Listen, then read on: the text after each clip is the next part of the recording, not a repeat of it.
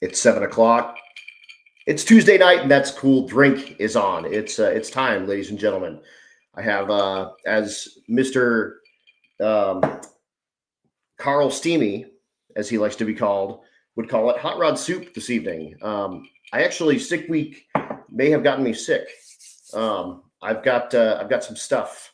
I shook about 5,000 hands at sick week, and that was a terrible idea.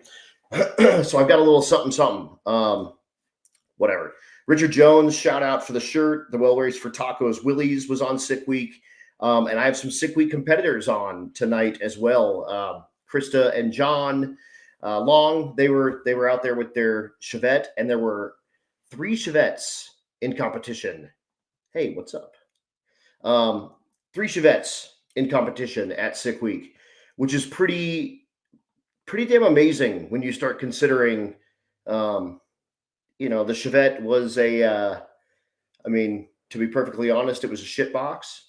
It was built to be that. Like, that was its job, was to be a little fuel economy miser car.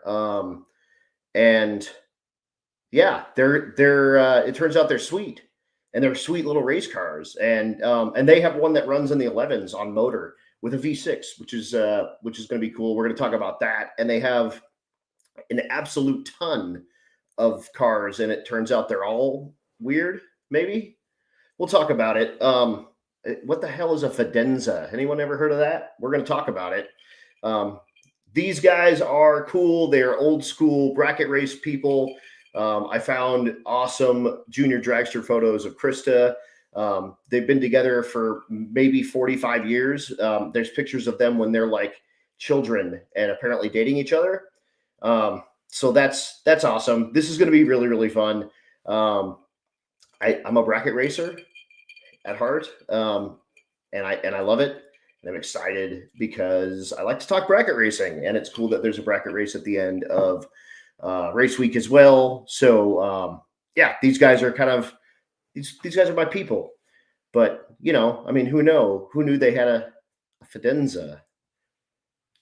What the hell is that? Anyway, it's going to be awesome, guys. Thank you so much. Flint had a badass 84 Chevette. Absolutely. Chevette and Pinto. Yeah, I get it. But the Chevette. Funny story, actually. Or Fidenza. We'll talk about it. It's an Oldsmobile, I guess. It was also, I'm here to tell you, I hope, I can't mute them, but that thing was a shit box too when it was new. So far they have 2 shit boxes. But this is going to be fun, guys. Really good time. Just fresh off of sick week. They had to make it back to make it to work yesterday. And then they stayed up late tonight for me to make fun of their cars. It's going to be awesome. But I am, again, same deal, fresh off of sick week. The next thing you'll see me at is the Spring Break Ford Nationals at South Georgia Motorsports Park down in Valdosta, Georgia. That will be in March. It's going to be awesome. Doug, shout out to you, my friend. One for you. Some hot rod soup. All right, without further ado, let's get John and Krista up here, and let's talk Oldsmobile Forenzas. And it's going to be awesome. That's Cool Drink Tuesday night.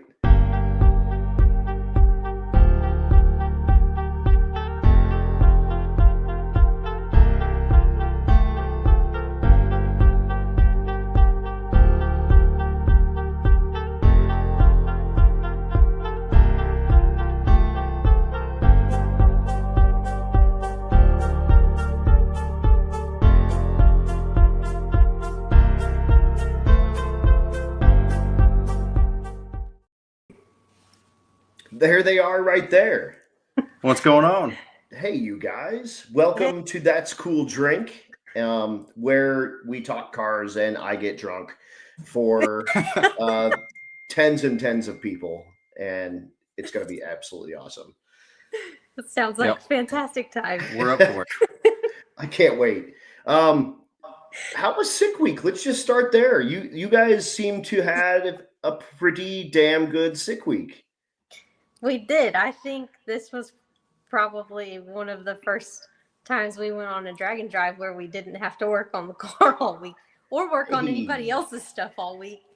Yeah. Well, that makes it easy when you go pretty much solo, right? Like you guys were kind of a wolf pack on this one.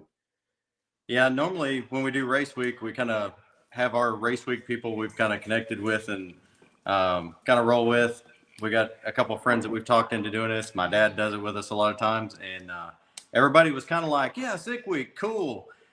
And then we signed up and everybody's like, yeah, have fun. And We were on our yeah, own. we literally knew like 3 people there. So you are in Texas typically, right? Like that's where you live.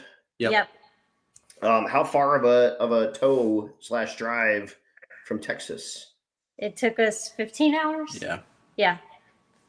15 hours. It was kind of a funny deal because we were going to take I-10 and we couldn't because there was road closures because of snow and ice. So we had to take the terrible 22-lane back roadway.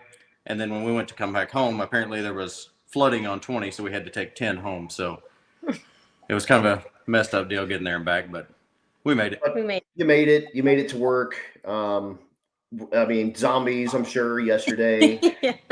Maybe you got a little bit of work today, and then I'm keeping you up late. But thank you guys for doing it. But so the Chevette, for folks that don't know, because you guys have like 75 cars. So we have a handful, yeah. Yeah, I mean, which is great. I mean, I'm here for it. Like, the only reason I don't have more is I don't have any place to put them. Well, and that also includes Stevie. And that's what's cool is you're both car people, like for a long time. So like, how cool is it? Like, I get it. Like Stevie's a car. We met at the racetrack. So yeah. What a cool way to spend your weekends than doing something that you like already enjoy with the person you enjoy the most. Like that's giddy up, right? Yeah. Yeah. I tell her all the time that it'd be a whole lot cheaper if she liked expensive purses and shoes, but but instead race car. Yeah. When did y'all get back? Says Mr. Jimmy Dale. We rolled in the driveway about 8:00 Sunday morning. We did a one and done. Well, we pretty much did one and done all week, but yeah, we turned the time slip in, put the car in the trailer, and left. I think we were on the road by 2:00. Nice, not bad. Took a 3-hour nap in the Love's truck stop parking lot and continued our drive back. I think a power nap is pretty much required anytime. I mean, for sure. Danny, welcome. So what is the current combination in the Chevette? So right now it has a 4.3 V6 with a 4L60E transmission behind it. That's an older picture, but I think was that a glide in that picture? No. It used to have a turbo 350 in it. Okay. All right. We just recently switched to the 4L60. As far as the 4.3 liter in it, it's essentially it's basically a 350 with 2 cylinders cut off of it. Oh, that's not it either. Crap. Yeah, so it's a 4-inch bore. Uses basically all the same stuff. It's just the rod journals are different size on the crank, so you have to use a 4.3 specific rod, but it does have Eagle H-beam rods in it. It's got a set of off-the-shelf Wiseco flat top pistons in it that are for small block, which we bought a set of 8, obviously for small block deal. So when we start spraying nitrous here in a little while, we get a couple extra pistons in case we start burning stuff down. Hopefully we don't need those. Hopefully you don't need them, but you got them. We're ready. But got Vortec heads on it that's been ported. Lloyd Elliott Sport Works. Anybody that ran old school LT1 stuff knows that guy. So he did he spec'd the cam and did the heads for us. It actually had a dual plane intake, and he went back and opened it up. It's a big single plane now. Cool. So it's pretty unique deal, but it's actually a pretty low budget, kind of off the shelf thing too. So nice. And like Chris said, it is the coolest sounding 4.3 ever. It lopes and stuff. I mean, it's got some stuff going on, and then it takes off, and then the little swarming beetles start coming out. But at idle, like it would maybe it almost passes for a V8, like almost. Yeah. Yeah, the cam's pretty decent. It's got like 580 lift hydraulic roller in it, so it's which got is sporty for sure. Yeah. Yeah. On that Vortec head, if it's anything like the V8 Vortec head, like you got to do a lot to it to make it fit more than 550. So. Yeah, luckily we have between Lloyd and our engine guy Wayne Pratt Racing Engines, those two kind of combined made whatever's in that motor happen. So they're like our mad scientists. You gotta have mad scientists. That's part of the deal. Yeah, for sure. What rear end is in it? So currently, it is a 7.5-inch Ford, like came in like a 4-cylinder box body. Mm-hmm. Now it's got good motor axles in it. It's got a Detroit locker. It's got a bunch of good stuff in it, but it's still a 7.5. We've got an 8.8 sitting there ready to go. Eventually, we want to redo some of the suspension and stuff under the rear. We're going to put the 8.8 in it, but light car with no torque, the 7.5 is doing its thing. Yeah, for sure. And like the 309 first gear in the 4L60, I was just saying, like, probably helps get the thing off the line, but same deal. It doesn't make any torque, so that thing's probably good. I had a 7.5-inch in my Monza forever and ever. In fact, it still has one. Somewhere in here, Vince Rui was trying to sell it. Where is it? Oh, there it is. Monza for sale, motivated seller. That's my car. I texted him today and I was like, "Do you still have my car, dude?" And he's like, "I do." Great. Got it. Done. And then he showed me a picture of some Subaru motor he's putting in a Porsche. Idiot. Whatever. So yeah, weird stuff is cool to me. I actually have like a funny Chevette story.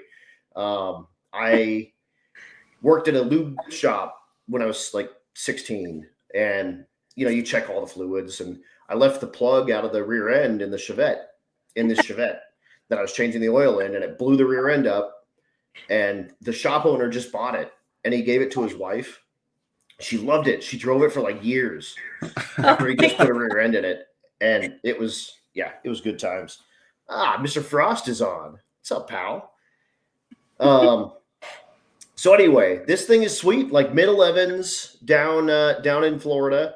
Yeah. Naturally aspirated. You're not spraying it because apparently you don't want to be far away from home and burning stuff down, even though I just found out you have 2 spare pistons, which upsets me a little. Well, we knew, so our original plan going into sick week was to go run the dial your own class.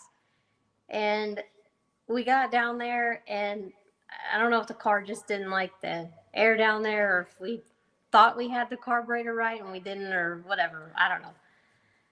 Yeah, so it's kind of weird.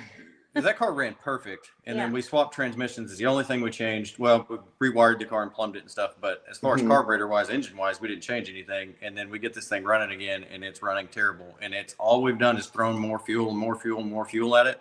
So I don't know if it's just something about the load on the engine with the 4L60 versus the Turbo 350.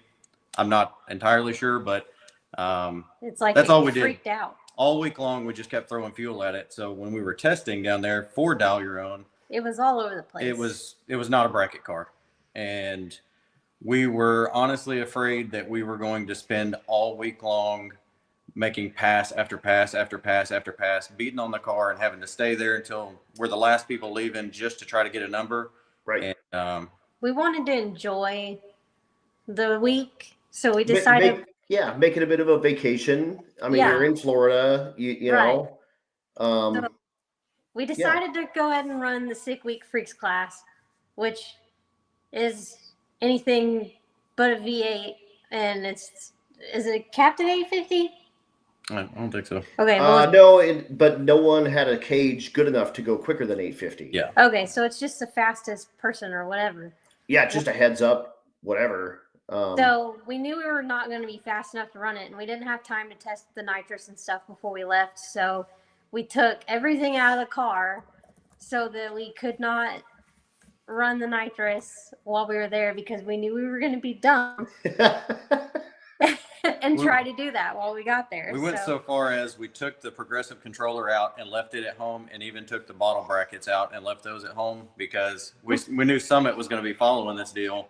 And we're like, we could just run over to Summit and pick up another nitrous kit. We got something else we could put it on. Like, nope. We're going to leave everything possible at home so that we don't get down there and do stupid stuff. So because you know you. Yes. Yeah. Yeah. I like that. So that's like that.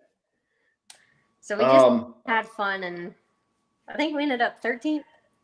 Yeah, which you think about that in the grand scheme of things. You had a bunch of turbo stuff and all that, and we ended up mid-pack with a naturally aspirated 4.3. Yeah, V6. I mean, that's pretty good. And honestly, the thing runs good. Like mid 11s is pretty stout. What is it? 60? High 150s. Yeah. Yeah, dude. That's fine. What tire does it run? It's got a 235/60 15. Perfect. Yeah. So we're pretty much ready for Rowdy Radio. We're just gonna get a couple more things straightened out. About 1,000 more horsepower, and you'll be right there. Like no big deal. Started with the top. We'll figure everything else out as we go. Screw it. That is cool. Yeah. Oh man. I did want to give a shout out to Leadfoot City. What a cool checkpoint that was. On sick week, we went to this drag strip. It's a little 8th mile concrete drag strip, and I just happened to have this sticker sitting here, and I was like, that place is absolutely awesome. Like those dudes were cool as hell. Yeah, anyway. They were. But yeah, so vacation racing now. That had to be a hell of a good time, because there's all kinds of cool stuff. Did you guys get any sleep? No one slept. Actually, we did. We got some sleep. I hate you guys. We actually got decent sleep, I think, every night. Since we decided to run freaks instead of the dial your own, we made one hit and left every day. So we weren't out there killing ourselves trying to run a number. So so if you've ever been to race week, and that's kind of where you guys got your start with this, they race at night. Yeah. If you're a brand new tuning in, hey, I'm a sick week guy. They race in the morning, just like drag week, just like most of them. So you race in the morning, you get the pass you like, and then you hit the road. If you stay till they close, like they typically close the lanes 3:00, 3:30 in that neck of the woods. And if you're there at 4, you're in bad shape, because like they had a 300-mile drive on this one. Yeah. So yeah, if you're a 4:00 leave person, and it was straight down I-75 for a whole bunch. So if you have a car that doesn't have an overdrive, has a aggressive gear, we ran across dudes going 45 in a 65 or 70 zone. Just that's all it would cruise. You were getting in at 3 and 4 in the morning. Yeah. It was 10 or 12 hours for a couple of those guys, that's brutal. No, thank you. Yeah. We used to not have overdrive and yes. And and like you were talking about with the race week schedule kind of being flip-flop from sick week and all the rest of them, right. We actually enjoy that better, because we'll get up at 5:30, 6:00 in the morning and hit the road. And if we're at the track at noon and we start racing at 3, we just have some time to kick back and get some rest, I find myself a spot to take a nap. He always makes fun of me on race week, because I'll take moving blankets or whatever and find myself some shade to take a nap. Oh, yeah. What are you doing? No, totally. You gotta sleep when you can. Well, and then you can, especially you guys, whoever, any of the index type guys, typically, you can make hits until they close the racetrack. So it's 3 until you're done. So I always say that it's one and done be damned. Like if you're one and done, like the car's hurt, or you absolutely need to get something to eat or whatever, but like typically you're staying till they're telling you can't go anymore, and it'll be 3, 4, 5 passes some nights. And that's why those index classes get so tight, because people have figured out, like you, that have index race, that can bracket race. If you can get it on the number in 2 or 3 runs, you're you're pretty much just playing with fun at that point. Like if you Right. get something on the number, you're great. But if you miss it by a little bit, like you still got a good thing to turn in. So Yeah. Yeah.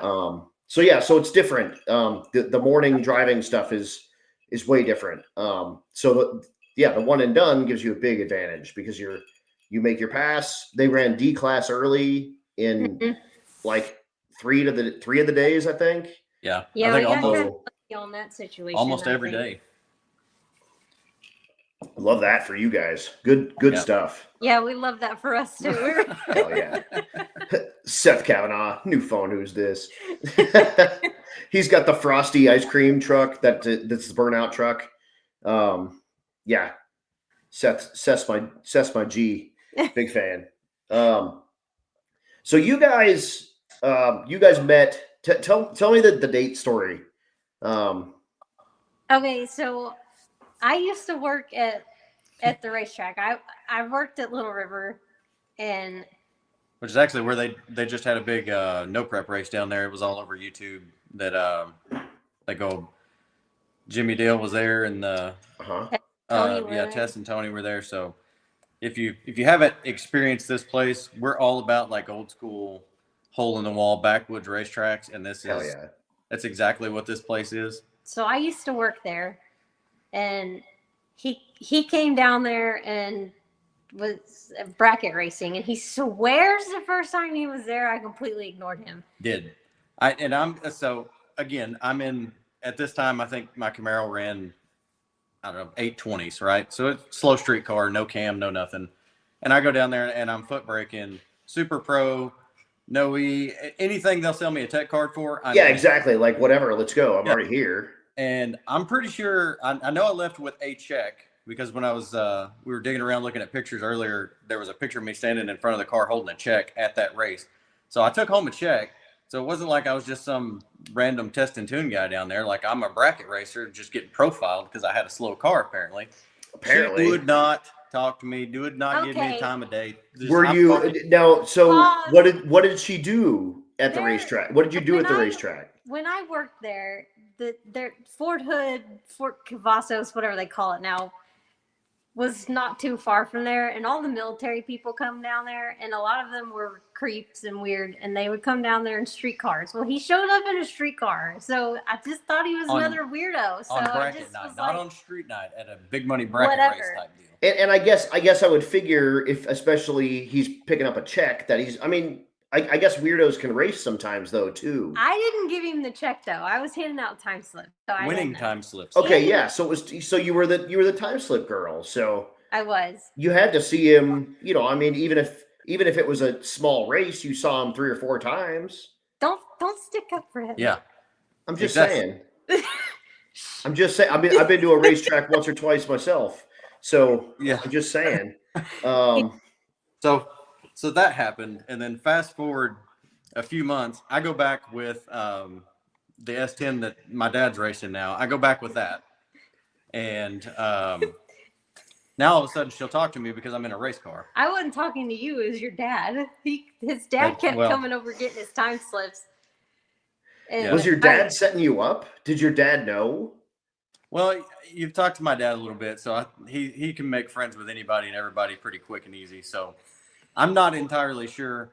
Chances are I told him, yeah, that's that stuck-up girl that was throwing her time slips in my car. So he was getting ornery. He was getting ornery on her. Maybe so. You probably owe this whole life to your dad. Like, I mean, not just, the whole spermy thing and whatnot, but like, hooking you up with Krista.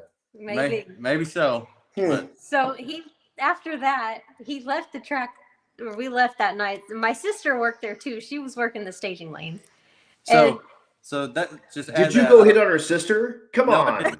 I didn't, but it's actually kind of a funny story because I'm in the staging lanes, and this is a track that I raced at a lot when I was younger, but I haven't raced there in a long time.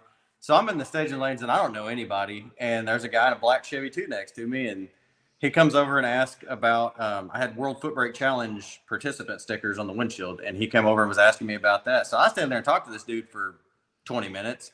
And then the girl that's drawing cards at the front of the lane, she comes over and joins the conversation. So I stand there and talk to these nice, fine folks for however long. Well, come to find out, the stuck-up E.T. Shack chick, that's her family. So I'm standing there talking to my future father-in-law and my future sister-in-law in the staging lanes, and they're the nicest people could be. And then, Seth wants to know if your sister likes burnout cars. Well, she probably does, but she's married with 2 kids now, so. No ice cream truck for her. So fast forward, you guys. So if somehow you finally get Krista to go on a couple of dates with you.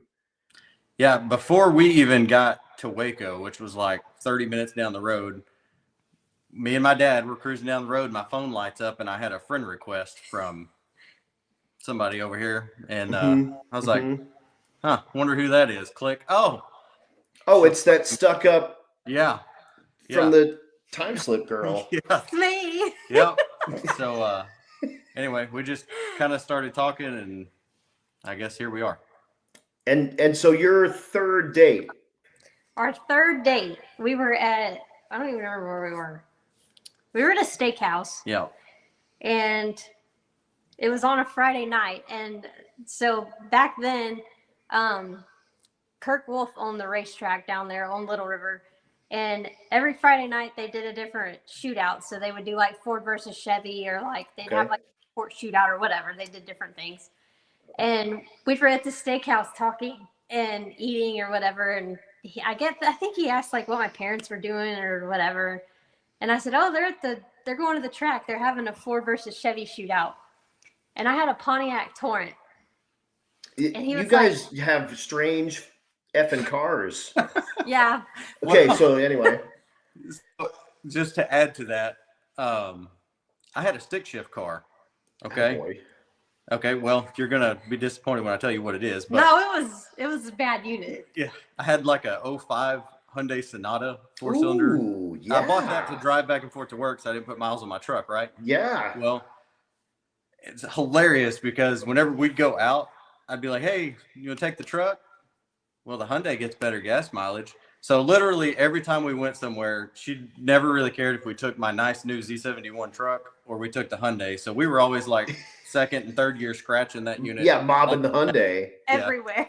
So we're sitting there at dinner, and I've got the Hyundai in the parking lot. We'd met halfway because at that point we were living like 2 hours away from each other. And so we'd met. She's got the Pontiac Torrent, and I got the Hyundai.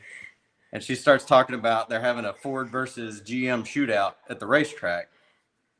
So we pretty much shoved most of our plates to the end of the table and ran to the racetrack. I think I showed up in time for one time trial and went straight into first round. And won. And won in this nice Torrent. There's you as children. Yeah. Yeah. How old are you here? Roughly.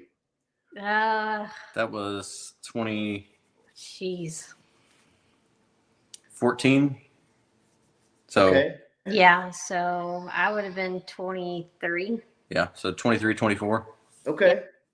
Yeah. All right. And it was really funny. We started talking about this whole situation earlier, and I remember that's pretty much when I actually officially met her family as like I'm the boyfriend, not just the random dude that's down here racing. Yeah, not the maybe weirdo. Yeah. So I just remember vividly that they were all making fun of me because I was going around the water box. I'm in a front wheel drive freaking Torrent that I was, it's like 11-second car or whatever, 8th mile. And I wasn't going to blow her motor up or like break the transmission in it or anything. So Right. I doing dry hops, and I would do like 4 dry hops just to make sure there's no water on the tire, and then I would go down the racetrack. Yes. I can hear this in my head right now. And nobody could understand that. It's like, well, it seems logical to me because I don't want to, exit stage right an axle here or nothing. So, yeah, we did that, and it's funny because her dad will still give me a hard time sometimes for holding numbers when we go bracket race, and I was holding like a 10th because I'm driving this freaking, we used to call it the sport utility van. So I'm racing this thing. It's not consistent, but I don't know. It was a really fun time. You're that dude I hate. Oh, Holding numbers. You son of a bitch. well, depends on how good the car is. You're that guy. Yeah, I'm gonna pit maneuver you if we ever race. Well, we got other things we could talk about with pit maneuvers, but we're on in the show. So the rest is history. You guys get married. You go here. This is the best. You guys are, I assume Jamaica, right? Is where you did your honeymoon. Yep. We got married there. Yep. I mean, what's sexier than a Jegs hat and a Dragway 42 shirt? Yep. In Jamaica. I mean, you guys live this, don't you? This is sweet. Yep. Yeah, it was funny. So we got married at a Sandals resort and did the honeymoon thing. We did all of it there. And the last few days, the first part of the wedding honeymoon deal, we stayed in the cheapest they had, and then we switched over to like their honeymoon suite deal, and that deal came with a butler. So we had a butler that like brought us food and stuff, right? Well, this dude becomes like buddies with us, and by the end of the week, I had a spare This Is Bracket Racing hat from Bogacki in my bag. I gave it to that dude, and he's walking around this resort with a This Is Bracket Racing hat. So that's still somewhere in Ocho Rios, Jamaica, or wherever we were. And yes. Yeah, that guy stayed in touch with us and was sending us pictures of him putting coilovers on his car and stuff like that. So even on our honeymoon and stuff, we're still talking car things with people in a completely different country. It was pretty cool. You guys live this, and I'm here for it. Like, I'm excited. The fourth gen, is that the same fourth gen that you met her in? The same car? Yes, as a matter of fact, it is. Yep. So you're like a keep it kind of guy. Yeah, they're probably going to bury me in that car. I got that my junior year in high school. Okay. And, I raced all the high school and trophy street stuff. I won the NHRA Division 4 bracket finals, the high school deal. I won that with it. I loaned it to a close family friend. She won the Division 4 bracket finals with it. And then, we've journeyed a lot with it. We've done iTray stock eliminator. We took it up to the mountains a few times. My dad ran it one year in the mountains. Yeah. We've been all over the place. We have. And yeah, I mean, so you guys, I mean, without the fourth gen, without the stuck up time slip girl, and without leaving the steakhouse early, I mean, you never know. You never know. No. So, I mean, good for you guys. Did your dogs hear my ring? Yes. And then they freaked out? I'm sorry about that. Yeah. My dogs freak out when they hear my ring too. Stevie's home. Hi, Stevie. So now you get to hear my dogs. So you guys have been bracket racing a long time. Like you guys, like what the hell is with the first Gen Camaro? So we bought that when I was about 12 or 13, and it was pretty rough. Had the cage in it, and somebody had already done most of the back half work, but it didn't have like any interior. Outside of it was really rough. So my dad and I just kind of worked on that a little bit here and there. Whenever I was racing juniors, we were kind of gearing up for me getting a driver's license. Funny thing is, the main reason I even have that fourth gen Camaro is we weren't quite done with that car, and it was going to be a little bit to get it done. So we bought the fourth gen kind of as a in-between car to get me kind of moving. Got it. Then it turned out that car, for whatever reason, it was just an awesome bracket car. I mean, from the time I took it and raced it with a paper tag on the back of it, it was really, really good.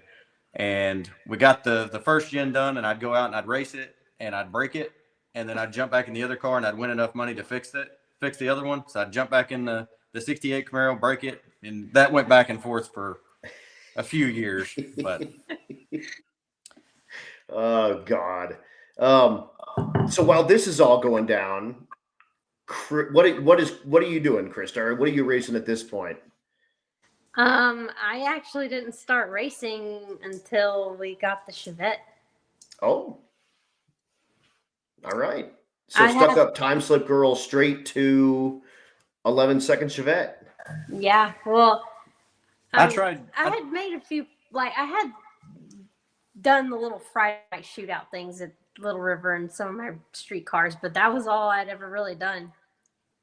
I've been trying to get her to make a pass in something or race for a while. You know, her dad bracket races, her sister bracket race for a while, her aunt's involved in it, her brother races. So her whole entire family's been in it, and she's just kind of like always been around it. Yeah, been around it, but never done it. Yeah. Really similar. Like, we should maybe be besties, because Stevie's the same story. Her sister raced. Yeah. Stevie cleaned the car, helped out, did all that, but didn't really like make a serious race effort until we got her A, into my Cadillac, and B, into drag and drive. Yep. We were kind of a COVID/drag and drive relationship. We were like, okay, let's like try dating, and then like immediately, why don't we go on a drag and drive? And that's when I was like, okay, so these people are also doing this, but in a much smaller car. Like, we have 4 doors. Yeah. You know, if I get pissed off, I can go sit in the back. You know, whatever. And I mean, you know, that's small. Yeah. And there's if no you don't, backseat. yeah, if you don't like each other like a lot, you're doomed. And, you know, I mean, you're one fart away, either of you, from like, I mean, just pull over and leave her on the side of the road. Why Yeah. leave him on the side of the road? Yeah, I tried to get her to make some passes and some stuff, and she never really had a whole lot of interest in it. I'm gonna tell your tire gauge story. I can't wait. We first started dating, like, she first started going to the races with me some, and the first time I asked her to help me with something, I handed her my tire gauge. I'm belted in the car, helmet on, a few cars back. I handed her my tire gauge, and I said, will you check my tires? Set them at 10 or 12 or whatever I was setting them at. And she's like, okay. So I got my dial-in board. I'm setting my dial-in and everything, getting ready to go. And she opens the door as I'm firing the car up, hands me my gauge back, and says, one of them's at 12, one of them's at 9.5, and shuts the door. He said check the tires. He didn't say what to do. I was like, well, I'm 99% sure my dad would drive his Chevy 2 to the track and never touch the dang tire gauge. Yeah. So I was like, well, I guess we'll just see how this works out. And so then we got back, and I was like, so I'm very, very grateful that you're even willing to hold the tire gauge. Thank you for helping me. This is how we need to do this moving forward, if possible. Slams the door. That's the best part. whatever, it's fine. He made it down and back. He's good. We're all good. Whatever. But she made a couple passes in my white Camaro a few times. She actually ran a bracket race. They had like a gambler's race at Motorplex one night, and she draws somebody that runs a lot of foot brake stuff around here that does really well. And she was late on the tree. It was her first bracket race ever, and I'm pretty sure he wore his throttle return springs out from about 400 feet to the finish line, and I think that kind of burnt the bracket race desire. Yep. So, yeah, she didn't have a whole lot of excitement towards, actually driving it until we did race week in 21. Yeah. And it was like mind blown. That's my hold on. I found it. These are my people. Yep. This is the thing. Yeah. Tell us about, like, when did you find out about it? What got you into it? And I guess, what was your like mindset going into your first one? After, I mean, being around racing and racing a lot, like, I'm just curious for someone that's brand new, because I've done this since 2014. And it was new to me then, but I read about it in Hot Rod Magazine, and these were like larger than life people for me. But after a few years later, I'm interested in how that kind of like happened in your world. We followed Drag Week and stuff for a while, and whenever COVID hit, that changed a lot of things for us. They sent us both home from work, and we were working from home. We couldn't leave the house, and NHRA canned pretty much all of our races and stuff. So we were literally just like stuck at home, sitting at home doing nothing. And How did you find out about Race Week? So, like she said, I've been following Drag Week for a while. I remember watching all the videos of Larson and Lutz rebuilding engines in gas station parking lots and stuff like that. Yeah. Coming from the bracket race world, is like those people are insane, but it's awesome. So we kind of followed along with it and watched it and stuff. There was a couple people that I was friends with on Facebook or social media that had done Race Week in the past, and I knew about it, but I didn't really know a whole lot about it. And then whenever we were sitting around during COVID, we got on YouTube and started watching, and kind of, I guess, I don't remember which videos we actually kind of latched in on, but somebody that was doing Race Week did some videos on it. So we started looking at it, and initially it was like, oh, that's cool. Well, let's take my white Camaro and we'll go. Cause it was like, that's cool. Go get, all we got to do is like go change the oil and put gas in it. We're ready to roll. And then a little bit of time went on, and it was like, well, how cool would it be if we just took the Chevette? Because at that point we'd already bought the Chevette, but it was kind of a bracket car. And so we got full blown in this deal, and we were extra smart during this time period.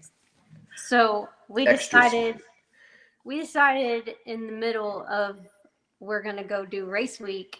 We need to redo the whole Chevette. We're also going to build a house and sell our house at the same time. Oh, smart. Yeah.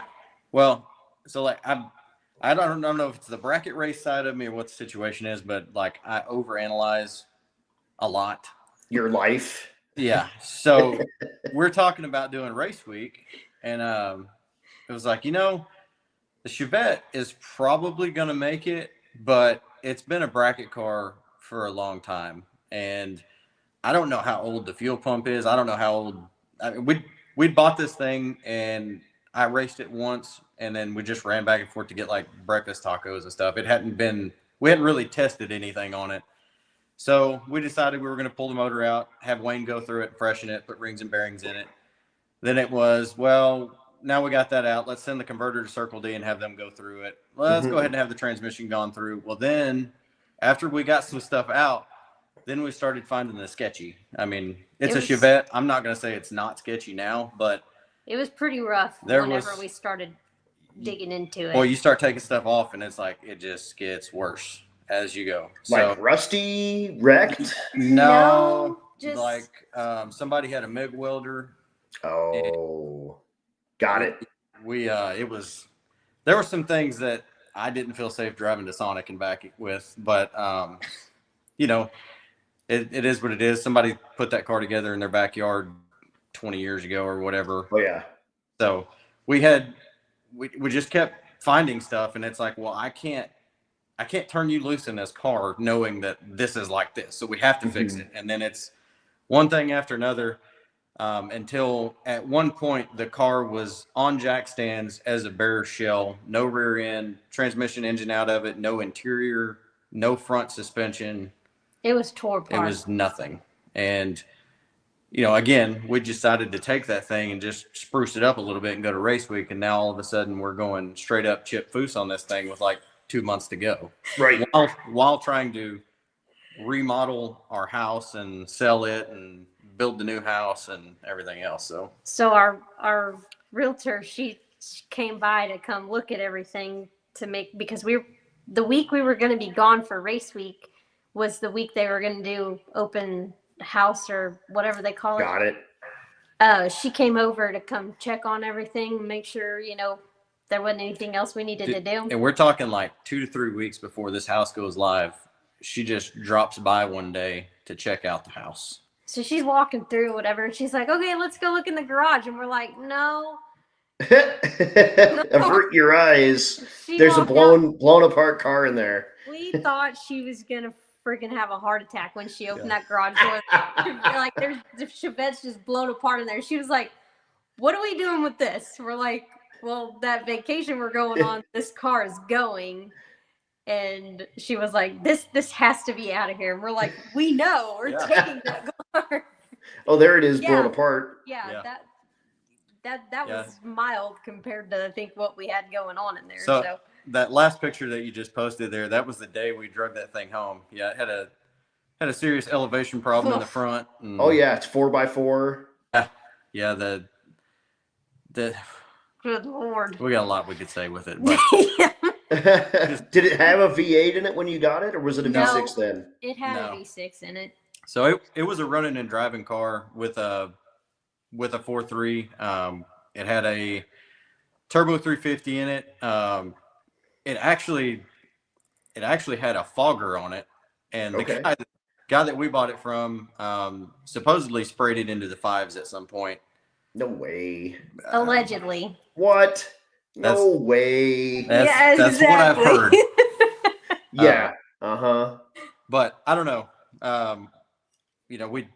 Some of the wiring was pretty raunchy with the fogger. He cut a lot of the stuff out of it. I don't know if he was redoing it or what the situation was, but so we never hooked it up, and then we ended up having to make things pretty as we went. So it got a new intake and powder coated purple, and things snowball. Yeah, that as things do, and then it ends up factory. Yep. Shout out to Derek with Vice Grip. Yeah, that's factory. That's factory. Heck yes, and that's when you. So it was like, okay, that's it. Let's go. And John, did Krista? You drove right away, right? Or did John drive the first year? He did the first one. Yep. Okay. Yeah, plan was she was going to drive it, but we literally got it done like right before race week, and she'd never gone down the racetrack in the car. And again, Chevette, I mean, there's still some things that are a little bit iffy on how it leaves and drive. They were piles of shit when they were new. Yeah. And now you're trying to go fast. Yeah. I mean, Chevettes never were intended to go over 100 ever. Well, and like the front suspension, when we were redoing it, all the bushings were worn out. It was rough, but we had to have our friend Derek come weld on it. Yeah. One of the control arm mounting brackets was about to rip off the car, which is great because I went and bracket raced it once, and we didn't know it was like that. I did the old drop at the finish line rather hard, and it took a left. I thought I was going to be that guy that crashes a 750 car, down there on the brake. Luckily didn't, but come to find out, the control arm was about to rip off. So luckily that didn't happen on that deal. But she was afraid to like jump in it and go out there and just not feel comfortable with it. So no, I get it. Yeah, I jumped in it and drove it the first year, and we learned a lot. Yes, we did. We learned a whole lot. I mean, what'd you learn? Yeah. Well, things get hot. Ask me how I know. How do you know? Well, I'll be the jackass in this story and own it. So this thing did not have any sort of carpet insulation in it. It was literally bare metal floor with Hobby Lobby carpet glued to it. And the headers had some heat wrap on it, but that was pretty much it. And that was the year, 21 was the year that the first 2 days were just ungodly hot. It was like 106. Yeah. It was hot. So we're driving, and small car. We're very, very close, confined. It was pretty much an oven. And she starts telling me that her shoe is melting. And I'm like, all right, look, there's no need to be dramatic. I understand it's hot in this It's car. hot, right? It's hot on my side too. I get it. We have Kirky seats in the car, and I took my shoes off and was sitting cross-legged in the freaking Kirky seats because my feet were so hot. Yeah. Well, later on, we get to the racetrack, and I look down, and there's this big, giant melted spot in the carpet. Come to find out, the header was against the floor, and in that spot, it had literally melted the carpet, and she held up her shoe. Yeah, it melted part of her shoe. So it actually did melt her shoe. And I'm just over there, quit being dramatic. It's hot in here. I get it. Exactly. So heat, we figured out how big of a problem heat was on any component on the vehicle trying to drive it. We burn up a fuel pump on the very first drive. Yes. Again, the heat and boiling fuel.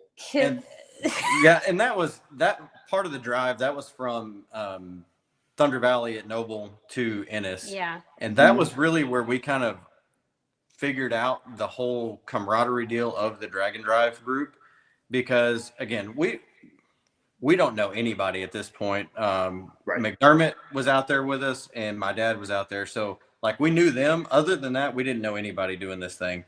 And we were driving down the road and started having some fuel pump problems. And I kept thinking it was overheating. So we were pulling over, putting cold rags on the fuel pump, letting it cool down, then getting back on the road. It just had a Holly Blue on it. And it was deadhead regulated. So there was no return, nothing. Right. And so this thing ends up, it does some kind of vapor lock deal as we're pulling into Buc-ee's. And so we get out, we're trying to push this thing. And I see some dude, I don't know who it was at this point, but some dude in a Chevette is at the gas pump and he's getting gas. And he sees us pushing this car. The guy pulls his gas pump out, lays it down, and sprints across the parking lot, out across the road and starts helping us push. Well, then all of a sudden, all the Drag and Drive people behind us, they're out pushing. Pretty soon, it looks like the Days of Thunder. You know, we got all these people pushing our car into the Buc-ee's. It was pretty cool. That's the Camaro. Yep, we got that all figured out. We got back on the road. We made it to Summit. We bought a fuel pump at Summit. And then we made the rest of the drive to the Motorplex. And as soon as we pulled in the gate, the fuel pump died. Like we literally coasted into a spot. Yeah. But there was a few times we'd pulled over trying to cool the fuel pump off and try to just limp everything to the racetrack. And every time we did, it was like the race week people were just piling up behind us, running up and asking, and like that was one of the things that we were like, wow, these people don't know us. We're out here cruising around in a V6 Chevette. These are not people. Weird, like already kind of, God, are these people weird? Yeah, right. It's like these people in these bad, fast cars, and we're like, why are you helping us? Like, we're in this little crappy V6 car. What are you doing? Like, right. That's the best part. Like, I mean, it doesn't matter if you're a bad, fast car or a V6 Chevette. You're right. Yeah, it was honestly gonna party. Kind of mind blowing to us. We were like, wow, these people are just like, this is a big family deal. It's pretty crazy. So I think that was one of the main things that like made us want to go back and do it more. Was like everybody is so cool and like just like he said, it's like a big family, and like it doesn't matter if you're the fastest person out there or the slowest person out there. Like if somebody needs help, like everybody helps each other, and like just it's such a cool thing like to experience. Like you don't get that anymore. Like and again, like you guys have raced a lot, like all over the place. It's unlike anything that exists anywhere else. Yeah, for sure. 100%. It's just it's such a cool deal, and I always it's a tough thing to explain to people. You have to go experience forever, and it's like to anyone else, it's like it's just another race, like right? Yeah. Like, but not. There's other stuff going on here, so whatever. But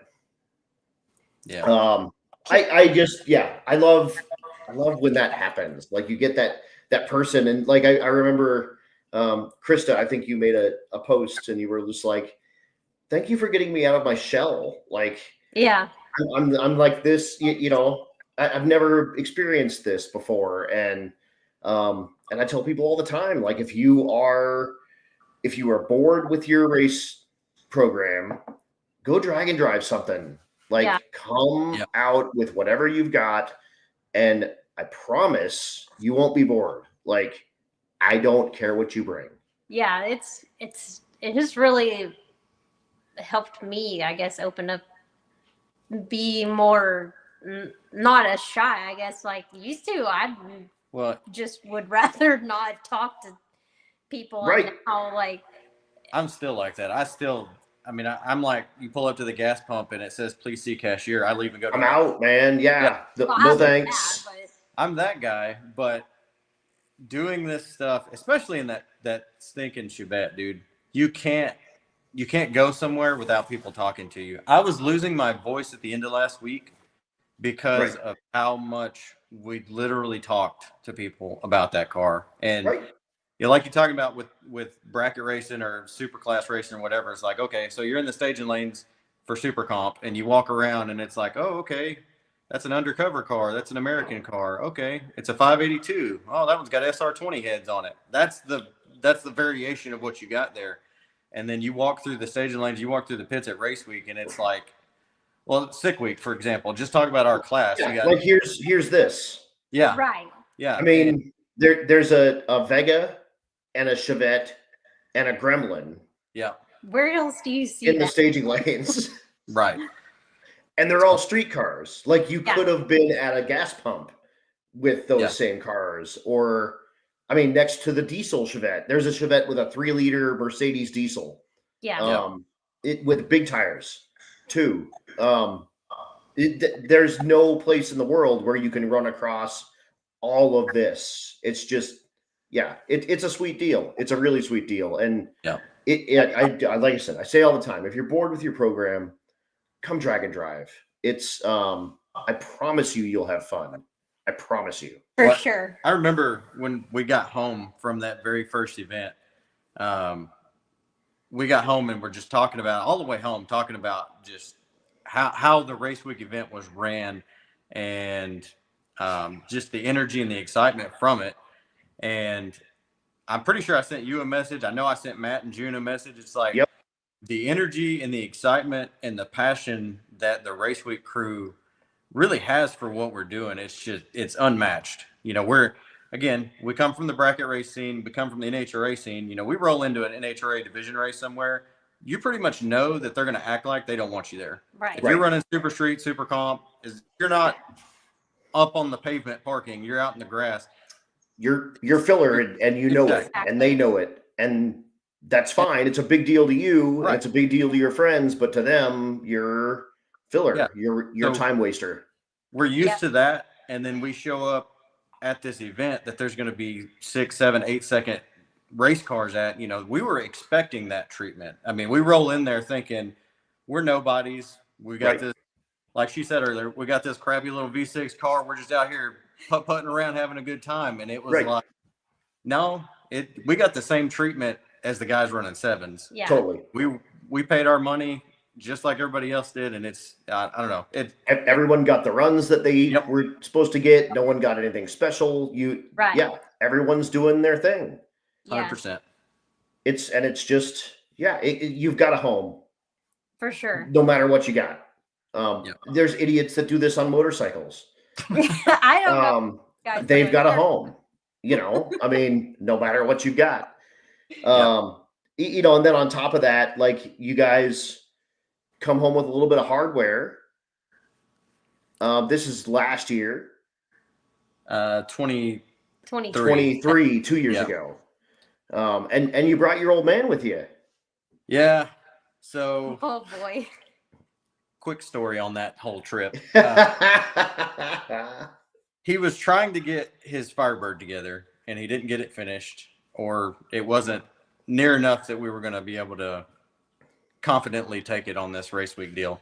So I was like, look, dude, my Camaro is sitting here ready to go. All you got to do is just get in it and go. I'll feel better about it because I'm not going to be up at 3 o'clock in the morning working on your car, that kind of thing, right? So he jumps in the Camaro and he's going to run the 13.0 class, which is the class he decided to run with the Chevette. Right. Coming from Here. to breathable the- air to non-breathable air, Yeah. we were really afraid that we weren't going to be able to run 12.0 up there. So we go up there, and back to me overanalyzing everything. I took a handheld weather station, and I had an ET Genie on the car with, you know, the adjustable restrictor deal. I'm reading air. He's I over have here formulas. super gas numbers. I have got Rain Man math going on this stuff, right? And so we're fixing to nail 13.0, no doubt in my mind. on the button, no matter what. My dad, on the other hand, he's in my Camaro, and I said, well, what is your plan? Because these cars run about the same. The Camaro and the Chevette are pretty close. And he's like, well, I think I'm just going to go down there and lift. And I was like, okay, well, good luck with that. Yeah, you know? Yeah, because I've got all this math Yeah. in we're mine. I got the ET Genie dialed in, So the restrictor plates in it. You ain't got nothing. I don't know how many 1205 or betters he went that week. 13. Oh, yeah, 13, whatever it was. And he never did the same thing twice either. He'd go down there and lift one time, and then the next time he would leave, and then he's like, yeah, then I went to half throttle, and I counted to 5, and then I decked it, and it was like, how is this even possible? And he is the luckiest freaking person. I was like, I don't know where he has his dang lucky rabbits, but he's got it somewhere. Like, yeah. He would come back and he's like, "Whoa, I went at 12:03. I need to go improve on that." And I'm like, I was just looking at John, and I'm like, "Is he serious right now?" Like, just swap it over, dude. Just swap it over. He went, and then he goes out and goes 1301.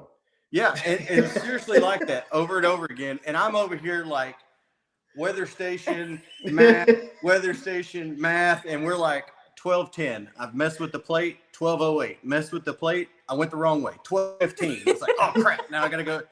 So man, it was just a complete cluster on our end trying to do this thing right. And he got second and I got third. So in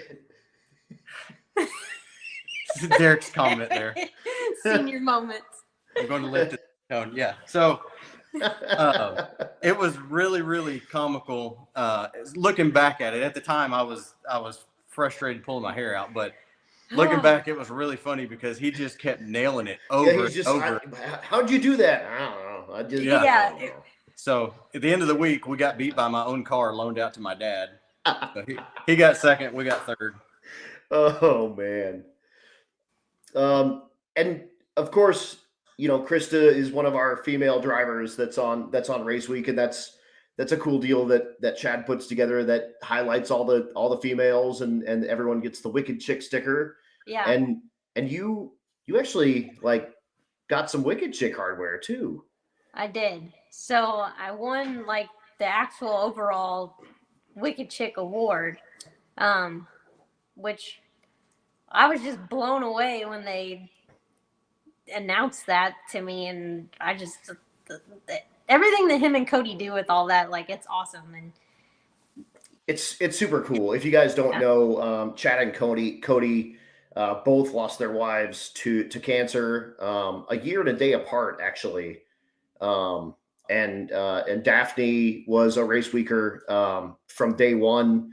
And her and I actually battled it out in the 13-0 class. I was the inaugural winner in the 13-0 class at Rocky Mountain Race Week in 2015. So, take that. But we battled it out 13-0, and then we went to 12-0. We were kind of chasing each other the whole time, but Daphne was an amazing lady. Morgan, Cody's wife, got angiosarcoma, bad deal, but she came on race week. They both came on race week after their diagnoses. They were both, they were gangsters. They were absolute gangsters. Each competed. Daphne competed. They made it home. She got sick and I don't think ever got out of the hospital. Her last, exciting moment was racing on race week. She got her personal best in her car at Great Bend. There's an amazing picture of her in her fire suit, whatever. But unfortunately we lost both those ladies too soon. And Chad and Cody put on a deal called Wicked Chicks. And it's really just every female racer gets a sticker on their car. You can see it on the quarter window there. They all have shirts. They've got their own Facebook group. Yeah. It's just a very your own fraternity inside the fraternity where you have your, and this, let's be honest, this is a male dominated sport. It just is. And when you get to have your own little space where you guys can be ladies, you can be racers and badasses and on race week and supporting each other in your own little way, which is so cool because we've got 200 people.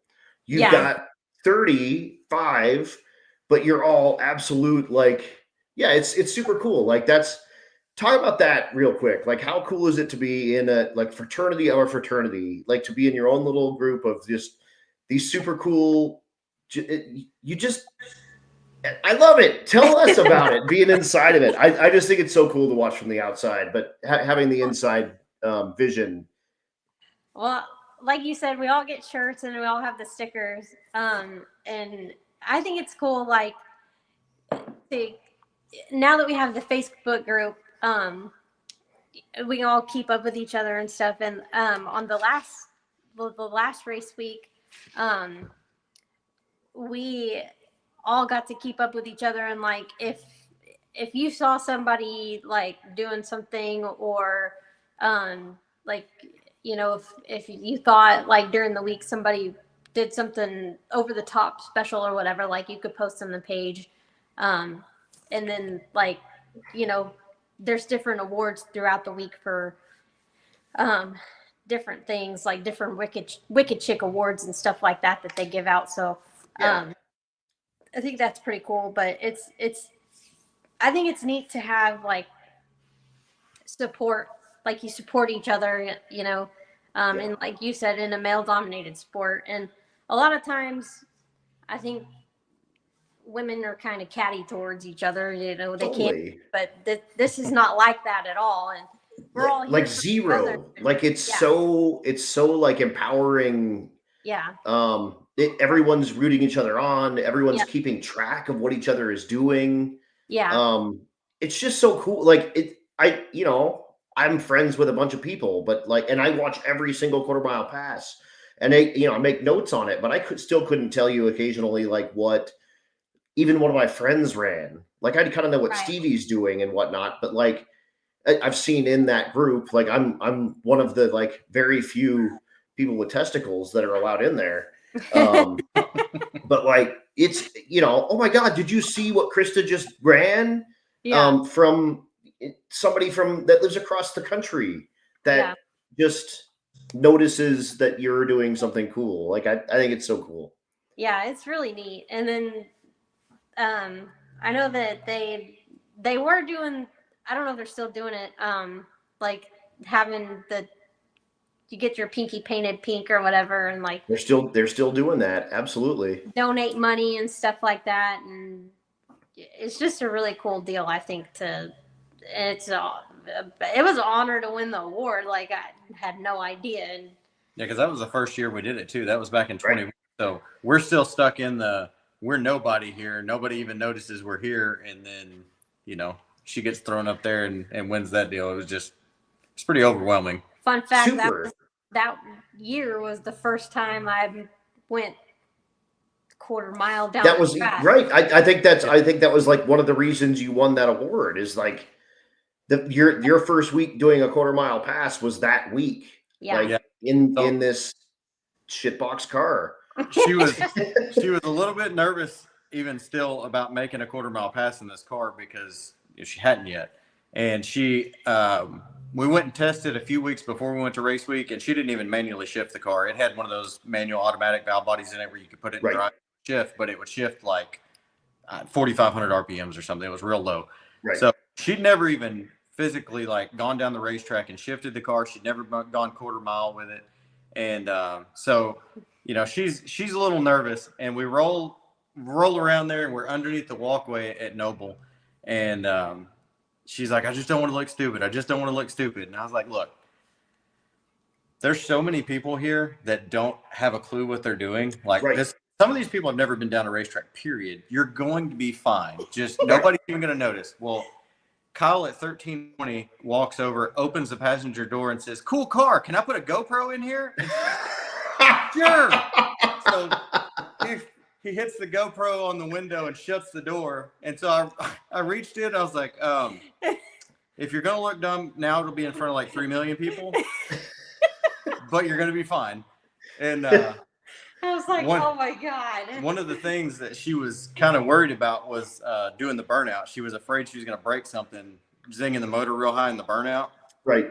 So that week, I started telling her every time she'd roll in the water box, hang the rods out of it. Do a burnout. Hang the rods out of it. Do a real good burnout. Screw it. Right. Make sure it looks good from the camera. And she definitely can do a burnout. And Perfect. so all week that was kind of our thing. And I don't know that the 1320 video ever made it to the internet, but Probably a good thing. Yeah, but she did great. She did.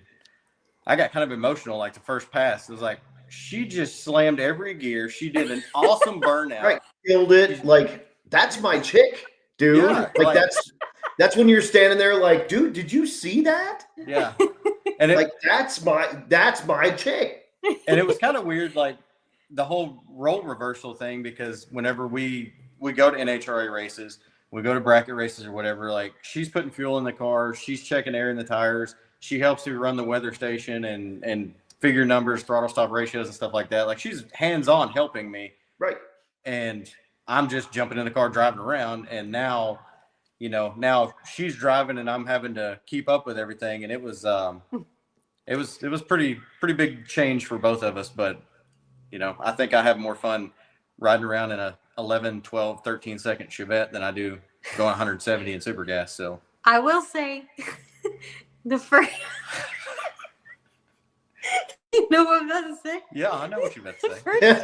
The first time he had to navigate somewhere, he's like, oh, this is going to be easy. So we stop at a gas station and he gets himself a Big Red and a pack of chocolate donuts, right? And he's over there in his seat. He's ready to roll, right? He's navigating's easy. Well, race week, you get paper directions. Paper directions, right? Mm-hmm. Fun fact, I didn't get my donuts. They ended up underneath the seat, so there's a Kirky seat in the passenger side of the Chevette too.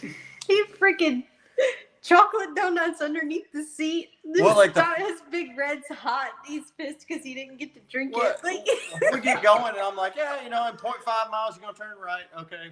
Well, and another thing, since we're just on the topic, you tell her in 0.5 turn right on Bob's Road. Okay, there's not another road that you can turn right on until we get to that one. Okay, how much further? 0.3. How much further? 0.2. How much further? 0.1. How much further? 50 feet. Past it. Yep. I think I need to turn around. Yeah. So I'm sitting here reading these directions and I'm just like kick back, chilling. This is going to be a fun afternoon of me just riding around over here. Just riding her. I can't wait. She's just going to be driving me around, chauffeuring me. It got stressful in a hurry because it was like, well, where's the road at? I don't know. And then and then add to that, you're in a spot that you don't even know. Neither of you have been there. Well, and things that I realized that you don't notice until you get a piece of paper like MapQuest and it says turn right on Bob's Road. A lot of street signs now you can't read them. Right. The signs are gone or they're faded because I guess nobody pays attention to them anymore. Because we're not we're not out in the middle. We're not in the cities. We're in the middle of nowhere. Yeah. So typically we've kind of gotten a little bit better and got a little bit of a system down the last few years. But the first few years we did it, I had the paper directions in one hand and I had a pen and I'm marking them off. I had Google Maps going on her phone and I was zooming in and dropping a pin and then I'd get to the next one and I'd drop a pin on my phone. So we're literally, I don't know. Making sure we don't miss our turns. It was a rude awakening for me because it was not just run down here and turn wherever. Yeah, exactly. It's not just type it into Google. We just, you can't just get there. You got to take this route that Matt diabolically came up with. And then his dad follows us and he just takes his directions and chunks them in the passenger seat. So he's just following behind us. Well, if we miss the turn and have to turn around, he gets pissed. Why'd we have to turn around? And we're like, you're not even using your paper. You're behind us. What do you mean? Stevie's the best with it. We got an Atlas. It's gigantic.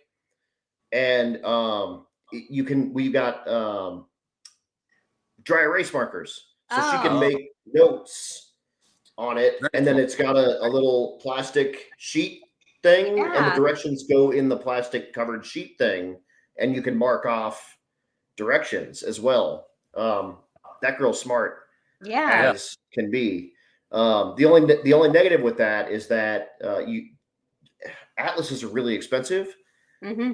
And I think the one we got, it was $50 or $60. Oh, wow. And it's good for it. It's a year. It's a year. Yeah. Theoretically, it doesn't change, but you just, whatever. Paper is Not yeah. June and Matt get lost during the race. We get lost constantly. People will realize like, oh, there's that Cadillac. That's Adam. He knows where we're going. I don't know shit, you guys. I don't know anything. I haven't looked at the directions before you did. In fact, I'm probably navigating and doing a poor job at it. And Stevie's getting mad at me. Yeah, it's a thing. It's directions cause marital friction. That's 100% true. True. Well, but you get when you win, when you get out to the other side and you actually get to the racetrack and neither of you have died or killed each other. Yeah. You're stronger for that. Yeah. You just overcame some stuff.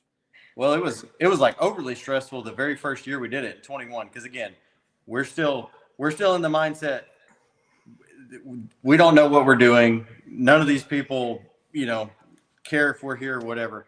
Every single time we'd get on a stretch of highway and we'd start looking whether she's navigating or I'm navigating, we'd look in the mirror and I guarantee you there was a minimum of 5 cars behind us and they're just following.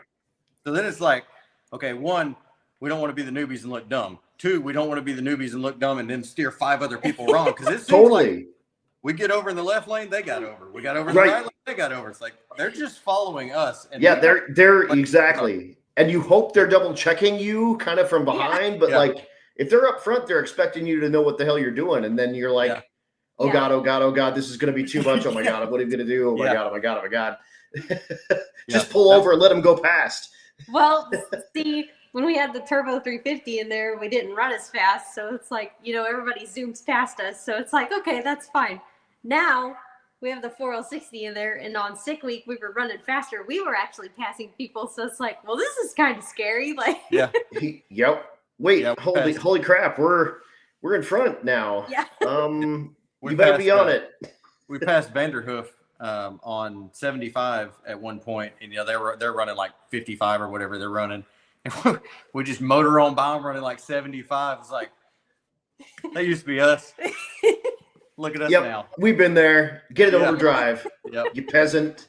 If you guys don't know that Vanderhoof's car went like 637 to 37. Nice. And I'm talking in the quarter mile. Right. That car's gangster. This is true. I thought she was upset because she needed food. That was a poor choice. Don't ever tell your lady, are you upset because you need food when you're navigating like a dickhead. We made it through that, but barely. Dan Palmieri took Alex and Dennis Taylor down a dirt road. Same deal. That car, that's a 680, like 225 mile an hour, quarter mile car. Good times. Rich, same thing. Nothing like picking a wrong turn and 18 cars are following you. I've done that with Nate Curran and all those guys from like the Washington State area. I took the wrong turn and 4 or 5 cars followed me and we ended up back on the route.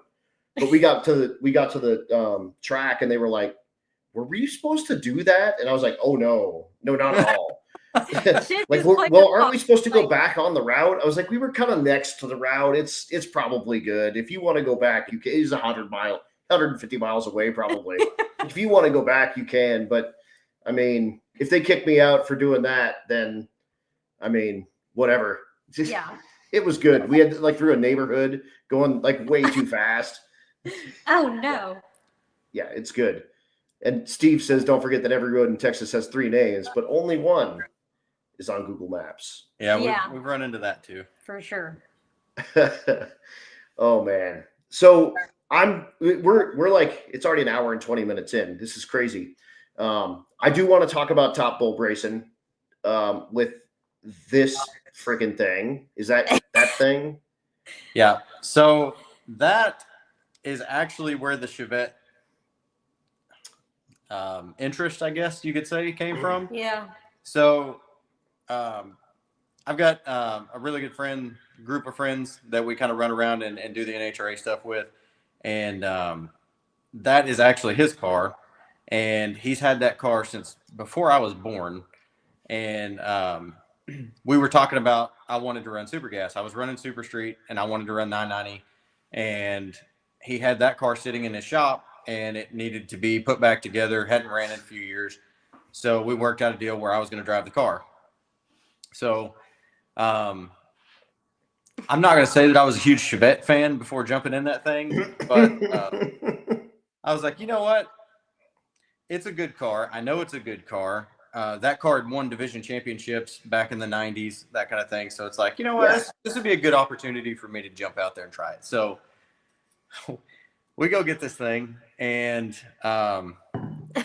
it is a really nice car as far as like the chassis work and stuff under it, the cage in it. It is a really nice car. It just looks like 1990. That's when it was painted.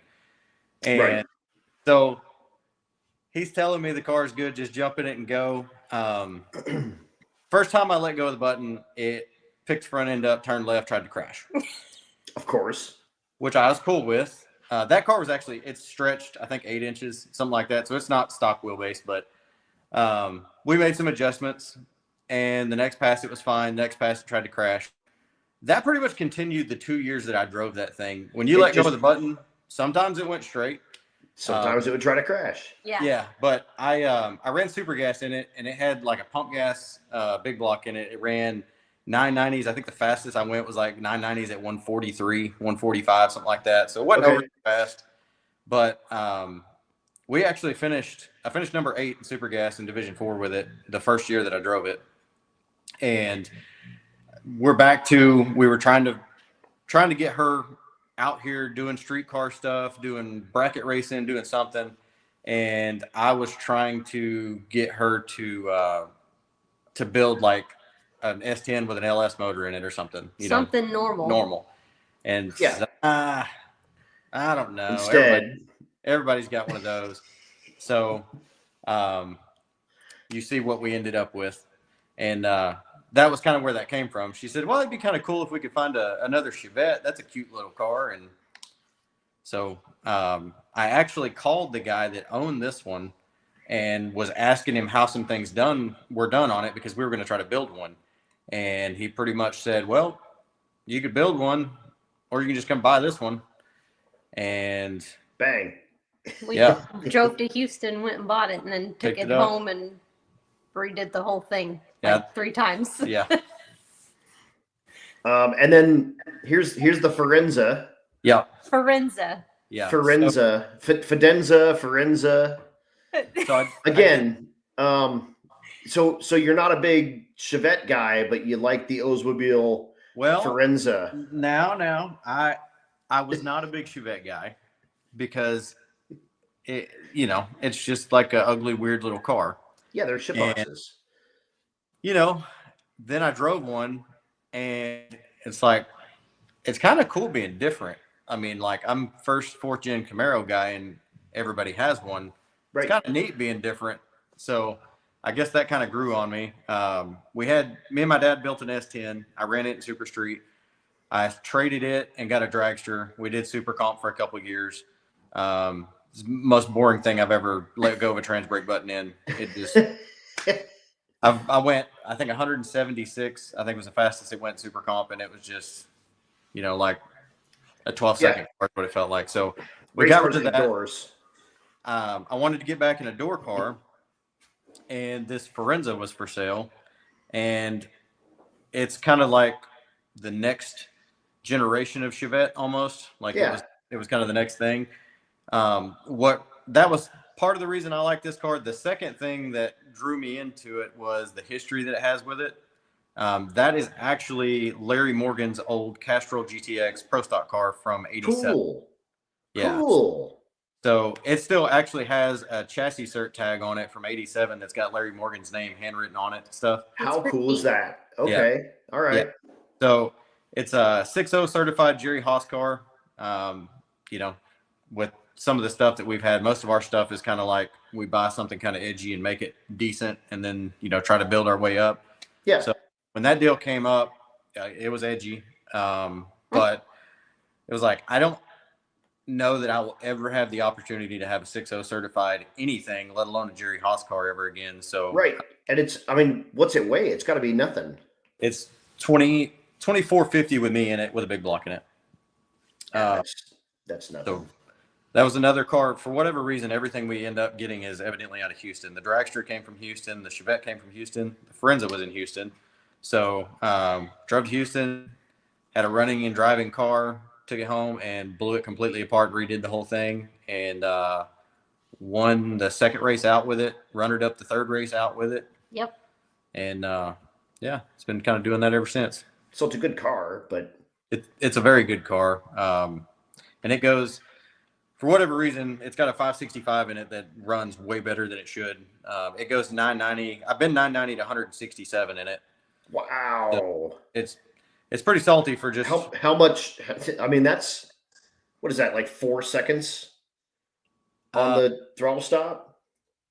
I think, well, you're gonna be mad on the whole holding numbers thing. If I tried to go 990, son of a bitch. He cannot it's set it up to go 990. Yeah, it's somewhere around 3. So, you know, when it goes 981. Well, part of the problem is if you just dial 990 or set the car up to go 990, all you're doing is letting go of a trans brake button and nothing else is happening. You're just cruising down the racetrack. So you got to have something else to look at, something else to do, you know, going down the racetrack. So, I have a cure for that. Yeah. Yep. It's a third pedal. Yeah. Well, I'm not opposed to that. We actually discussed that, not necessarily in that car, but building another car with a stick shift in it. I mean, you know, people are like, yeah, but I like to win. And I'm like, yeah, but just race against other stick shift guys. Like, yeah. Well, then you even the playing field. It's all good. We spent a week, well, I guess technically 2 weeks now, with Dusty and Christy that's got the blue Chevelle from up there with the stick shift in it. Yeah, hanging out with Dusty for a couple of weeks, he'll pretty much try to convince you. He'll turn you. Yep, he'll turn you. Yeah. I guess I got to know, like, what do you have more fun with? Top bowl, bottom bowl, or foot brake? I've never really been that great with the top bulb stuff. Pro Tree is my jam. I enjoy the 990, 890, 1090 stuff. I enjoy that more. I feel like I'm more consistent on the tree. And then honestly, the part that I like the most about it is we can wake up and do our time trials with it 85 degrees outside and barometric pressure, whatever it is, DA, whatever it is, and get up the next morning and we got to go straight into first round with no time trials. And you have to make that jump go 990 with just the information you got in front of me. Right. And that's my favorite part about it. My dad has been running Super Street in my Camaro for the last few years. He did it in his S10 last year. And I mean, it's almost like a video game to me where you just go in, you look at the computer, you get the air, and it's like, okay, yep, put this in your box and you're good to go. And I mean, he did pretty well with it. And I don't know.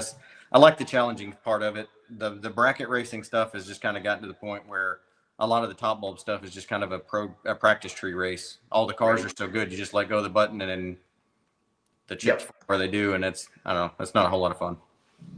Krista, top bowl, bottom bowl, or foot brake? I've never top bulbed. I suck at foot brake, but I guess that's what a So foot brake it is. Yeah. Hey, she can kill a practice tree on the top bulb though. She hadn't done it in a car yet. Well, maybe she needs to drive the Forenza. Can comprehend the whole button and the gas and the brake and the let go. Oh, it's so easy. You'll like, if once you do it, you're gonna be like, I can't believe foot braking is harder. Foot braking. I mean, John will tell you that. Letting go of a button is nothing. You just gotta floor it. You don't even touch the brake. You launch the car with a button. We're getting there with her. I've been trying to get her to make a pass in my 68 Camaro for years. I finally did. And just when we got back from race week, actually 2.0 last year, like 2 weeks later, we took the Camaro out and she made some passes in it. And I kept telling her, it's like, you've been going 740s in a Chevette with a 3-speed and been shifting it, and makes a lot of noise. And this Camaro going 660s is going to be boring. I promise you. Right. And first thing she said when she came back, I had it slowed down. It went like 670 something. She's like, yeah, that was kind of boring. I didn't have to shift. I didn't. Yep. Nothing. I didn't do anything. It just was So Okay. All right. So she's got her feet wet in that. So she might do some 7.0 stuff this year or something like that with it. Hell yeah. Hell yeah. All right. I'm going to get into my questions. If you're watching out there, throw them up in the comments. We'll get them answered. And then I've got a little surprise to end us with that Stevie will think is really cute. But this is such, I need to change this question. But it's just so big. But what's your best memory from a drag and drive? Oh, this is hard. Yeah, there's so many. That's why I'm thinking I need to like.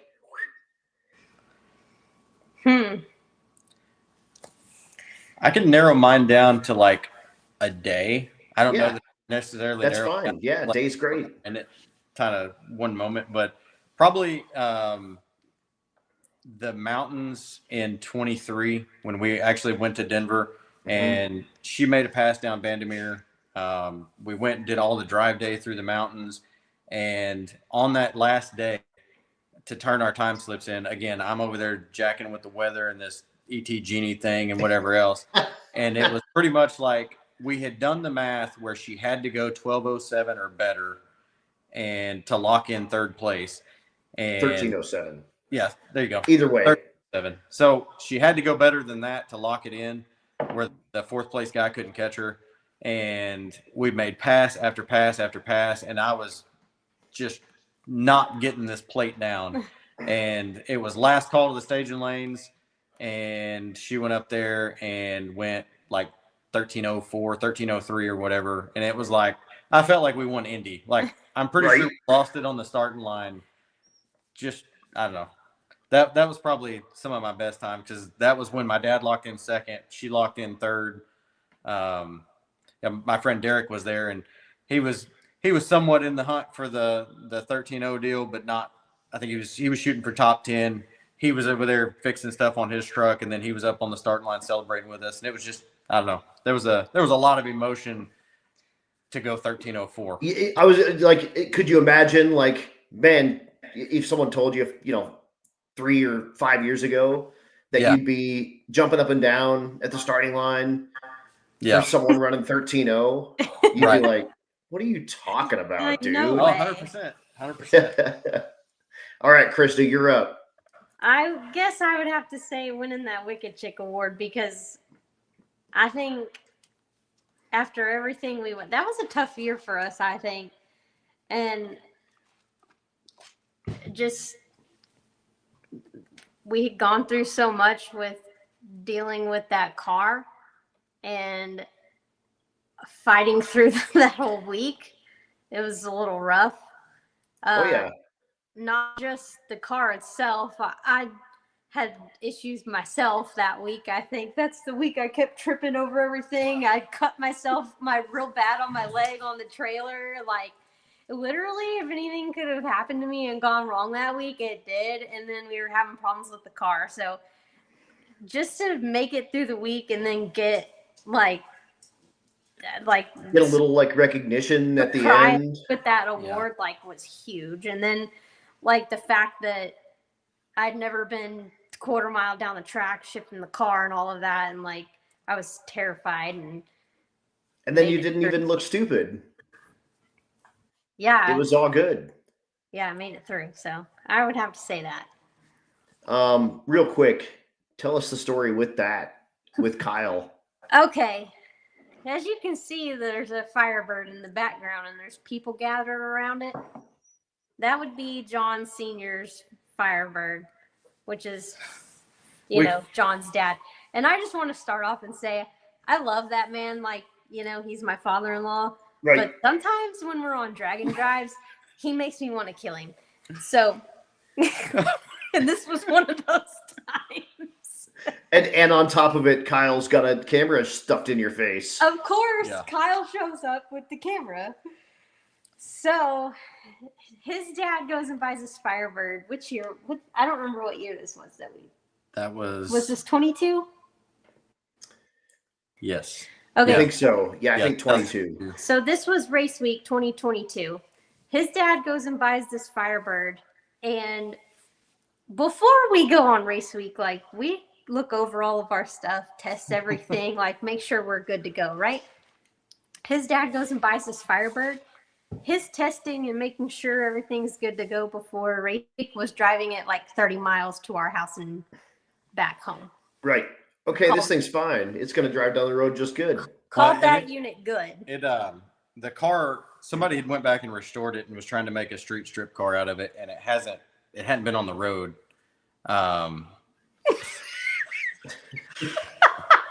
Anyway, we I don't think he pulled the valve covers off of it even. I think it was like change oil in it, and I went over and I went with him to get the car. We got it back home, got it running, and we went drag and drive racing with it. And fun fact, whoever put the motor together, which was obviously prior to us, it had these Brodix, the old Pontiac small block Chevrolet heads, like the old NASCAR heads, had a set of those. Well, those use offset rockers. Somebody had put standard lifters in it, so the push rod was literally pushing the rocker arm. Pushing the wrong way. So it kept eating up the guide plates, and it kept pushing the rocker arm off the side of the valve. And so the juggernaut welding guy, the guide plates up over and over again. Thank God for that guy. What else do we do, right? So we just eat like this whole shape out of this guide plate. He just welded it back up, and we just kind of kept going with it. Well, that was on one of the drives back to Tulsa, and it pushed the rocker arm off. It ate the rocker arm up pretty bad, and it actually dropped the valve, but somehow or another the keepers were wedged in the retainer, and it held the valve where it didn't completely drop it. Right. So it was just held open, so it just ran like shit. So on the side of the road, we pulled the plug out of it, pulled the rocker arm the rest of the way off, and he drove that thing with the rocker arm off and the plug out of it for the last 50 miles. And well, at one point we had the generator out, the grinder out. When Kyle showed up, I had the grinder out and was grinding on things over there. And this is Krista going, I'm going to kill my father-in-law. Yeah, I'm sitting there like I'm with these idiots. Like, at this point now, it hasn't been that bad. This is a problem we're trying to fix now. Yeah, the I'm going to kill him hasn't happened yet. We get the thing to the racetrack, and it's down a hole. He jumps in the Mini Cooper. He runs to town, and he gets a stock standard valve spring, retainers, and all that stuff, right? So he's got just one completely bone stock, like 87 Chevrolet truck valve spring on this deal, on that one valve, which is bent. So he was running the hot rod class and was in like 10th place, right? So we have no chance of winning this deal, right? Right. None. He's like, he comes over and he says, so how fast do I need to go to lock out the guy that's behind me? And I was like, I don't know. 11th, like. Yeah. We're like, why does it matter? I was like, dude, you're on borrowed time, and you still got to drive that back to Noble. You're right. So he goes up there, and his plan was he was going to break the beams and roll down the racetrack. And then I hear Adam Dory, John Long Sr. in the Firebird in the right lane, and then I hear like 8,000 RPMs on every shift. And then here goes Silver Firebird flying down the track. Just for grins, I did figure out what he needed to turn in to lock that guy out, and it was like 1240 or something, whatever it was. And he comes back, and this thing, all it would do with the at least minimum one bent valve was like 1217 or whatever. And he comes back, locked him out. Like, okay, it's still running, we're good. So we packed the trailer up. This is one of the times where we're the last people to leave because we're running an index class. Right? Yes, but we also, this was when we met Rich Thorpe. So okay, yeah. Rich walks over. We start talking to him. We talk bracket racing. So we talked to Rich for a while, and they're shutting the lights off, and we're like, all right, time to go to the hotel. We pack everything Tetris, in our trailer. Yeah. Well, my dad fires the Firebird up, and it is hammer time in there, and it's done it on And another. everything's packed up. Yes. So Guess who was real happy? So we unpack the trailer and we tear it apart, and we do everything that we did to the other side now to a valve on this side. And we get back to the hotel at like, I don't know, 2 or 3 in the morning. Yeah. And of course, everything's closed for food. Oh yeah. At this point. Yeah. I'm hangry. There's more that happened on the rest of the trip, but we can save that for another time so we don't take 3 hours. He got caught doing a burnout on the route and didn't understand how he got caught. Was that when it was on fire? Okay, well, I guess we'll go ahead and just summarize. You may as well, because Derek wants to know about when the car was on fire doing a burnout. Yeah. So that was when the fire department was spraying water on the road. So okay, right. So we stopped to get gas, and he kept going, and he called and said, "Hey, I'm going to get ahead of you guys in case I have a problem. I'll pull over and get started on it before you guys catch me." Okay, cool. Well, we never caught the dude. Caught him. And until we got into, I think, more, whatever it was, but yeah. That's in a minute. So he calls us and says, "Hey, they got water down. Everybody's doing burnouts over here." And I was like, "All right, well, figures, cool." Yeah. What? And I like burnouts, so we never really thought much about it. And then, of course, we go into town, we do a burnout, we're having a good time. Our car's not broken. And so we're almost back into Noble, whatever that little stretch is with all the stop and go red lights and stuff right before you get to the racetrack. Right. And he calls me and says, "Do you have a toggle switch?" And I was like, "Not on me, I don't think, but I do have some wiring stuff." And he said, "Well, it evidently had bent multiple valves and it was backfiring through the carburetor. But I don't know if it like popped a power valve or if he was having a float problem or what, but the carburetor started flooding over." Well, and it's on fire because it's banging out of the intake. And then it's backfiring. It would catch on fire. So he was pulling up at every red light and it would catch on fire, and he would like get out, open the hood, put the fire out, shut it, and then just sit there until the light turned green, and then he would fire it up and take off again. So what he wanted was a toggle switch so that he could shut the fuel pump off. Shut the fuel pump off so it wouldn't catch on fire. Well, I didn't have one, but he pulls over in a bank parking lot. I'm dying. We show up and we're trying to figure out what to do. And I was like, "Well, this is pretty roadkill, but why don't we just take 2 pieces of wire, run them out from under the hood, in through the vent window, and you can just twist them together." Yeah, you can unhook them. So that's what we did. So we would pull up behind him at a red light, and you can see him pull them apart, and he's sitting there like this. And then the light would turn green. You fire it up and drive off. So he did the last, I don't know, probably 20 miles doing that. And he gets there, and this thing is running absolutely terrible. So he breaks the beams. Yeah, he goes up. He actually on fire. Broke the beams. He did not make a hit. He broke the beams, but he drove it back to the trailer and shut it off. She does the bracket race, and then we go to load up to go home, and he hits the key, and the motor locked up. It had one start left in it, and that was the Yeah. Oh, that's maybe the funniest story that's ever been on this show. Yeah. Well, later that night, we went. Oh yeah, it continues. We were about to get. This is where I was about to kill him. Later that night, we're about to. You're not already ready to kill him? Well, it gets worse. But wait, there's more. So we're about to go to bed, right? I'm on my phone scrolling through pictures from the day or whatever, and I'm like, "Oh, there's checkpoint picture, or not checkpoint, but there's pictures from the fire department where everybody was doing burnouts, right?" I'm scrolling through, looking at pictures, and I'm like, "Oh, there's so-and-so, there's so-and-so, there's so-and-so."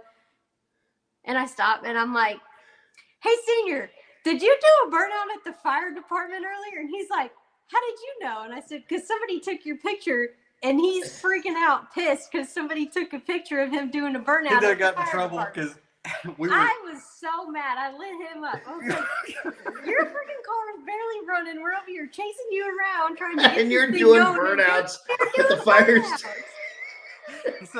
the story he told was he pulled up there and they said do a burnout. And he said, if I do a burnout, it's probably going to blow up and y'all are going to have to give me a ride to Noble. And one of the firemen said, I'll give you a ride to Noble, just do a burnout. So he did because he had a backup plan. Because that's what you do. Yeah. Oh my God. I love it. That's maybe the funniest stuff ever. Great. Yeah. the on fire every time it stops. Yeah. Fun fact, I have those cylinder heads and that carburetor in there, both for sale. So anybody listening that wants some really good stuff that's tested and tried and true. Yeah, it's real good. Yeah, drag and drive ready. No doubt. Oh, man. Okay. Tell me about the one that got away. What car did you sell you shouldn't have sold? I don't know that I really have one. I've never really sold anything that I cared about. So you were a little upset about the Torrent. Yeah, well, it needed to go. That's a standard thing on this. Like a lot of people don't sell anything. I mean, it'd be the Pontiac Grand Prix. That was a good car. We took $300 trade in on it. If that tells you anything about how nice that car was. There you go. There you go. Favorite racetrack? Oh, mine would have been Vandermeer, but since it's closed, maybe Mocan. Okay, So I like Mocan. Yeah, Bristol's real cool. Yeah, I like Bristol too. I don't know, there was something about Mocan that, like, we were talking about trying to drive up there however many hours that is just to go bracket race or run some random stuff up there because of how cool the track was. Yeah. It's such a cool track. If you've never been to Mocan, it's old school, like 60s. They've got staging lanes where you push start old school dragsters before they had starters. Yeah. You push start them with your tow rig. They've got staging lanes for that.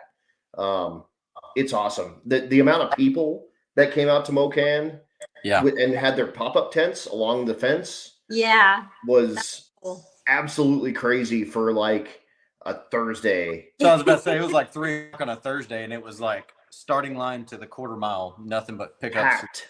Yeah, it was really cool. Packed. It was absolutely awesome.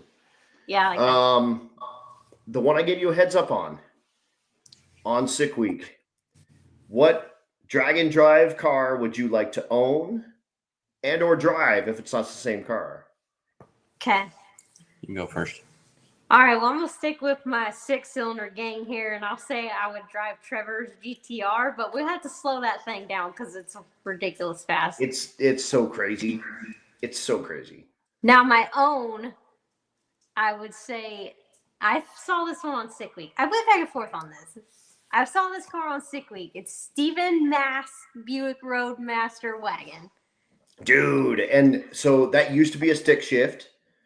They put an automatic in it, and it did an insane wheelie and broke the oil pan out of it. His very first pass with automatic in it. Oh my god! If you've ever seen Steve Morris's Boostmaster wagon, it's that, but not a pro mod. It's a regular Buick Roadmaster wagon. What does it run? It runs like in the 10s, right? I was thinking it went like 1030 or something like that. It was rolling. Yeah.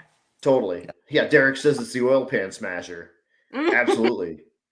Absolutely. That's a cool car. That I agree. I like that thing. It's got the wood grain down the side. Yeah. It's high quality. That thing is sweet. The car I would probably like to make a hit in would be Devin Vanderhoof's car. Oh, dude. I feel like that would be quite the party. Yep. Yep. It's called Big Earn. It's twin turbo big block Chevy. Like I said, it went like 633 or 4 or 7 or something like that. It's a drop top. Blew the windshield out of it. It imploded the windshield in it. It was going so fast. It has a regular glass windshield, imploded the windshield. And it's a freaking drop top. It's a rag top. Yeah.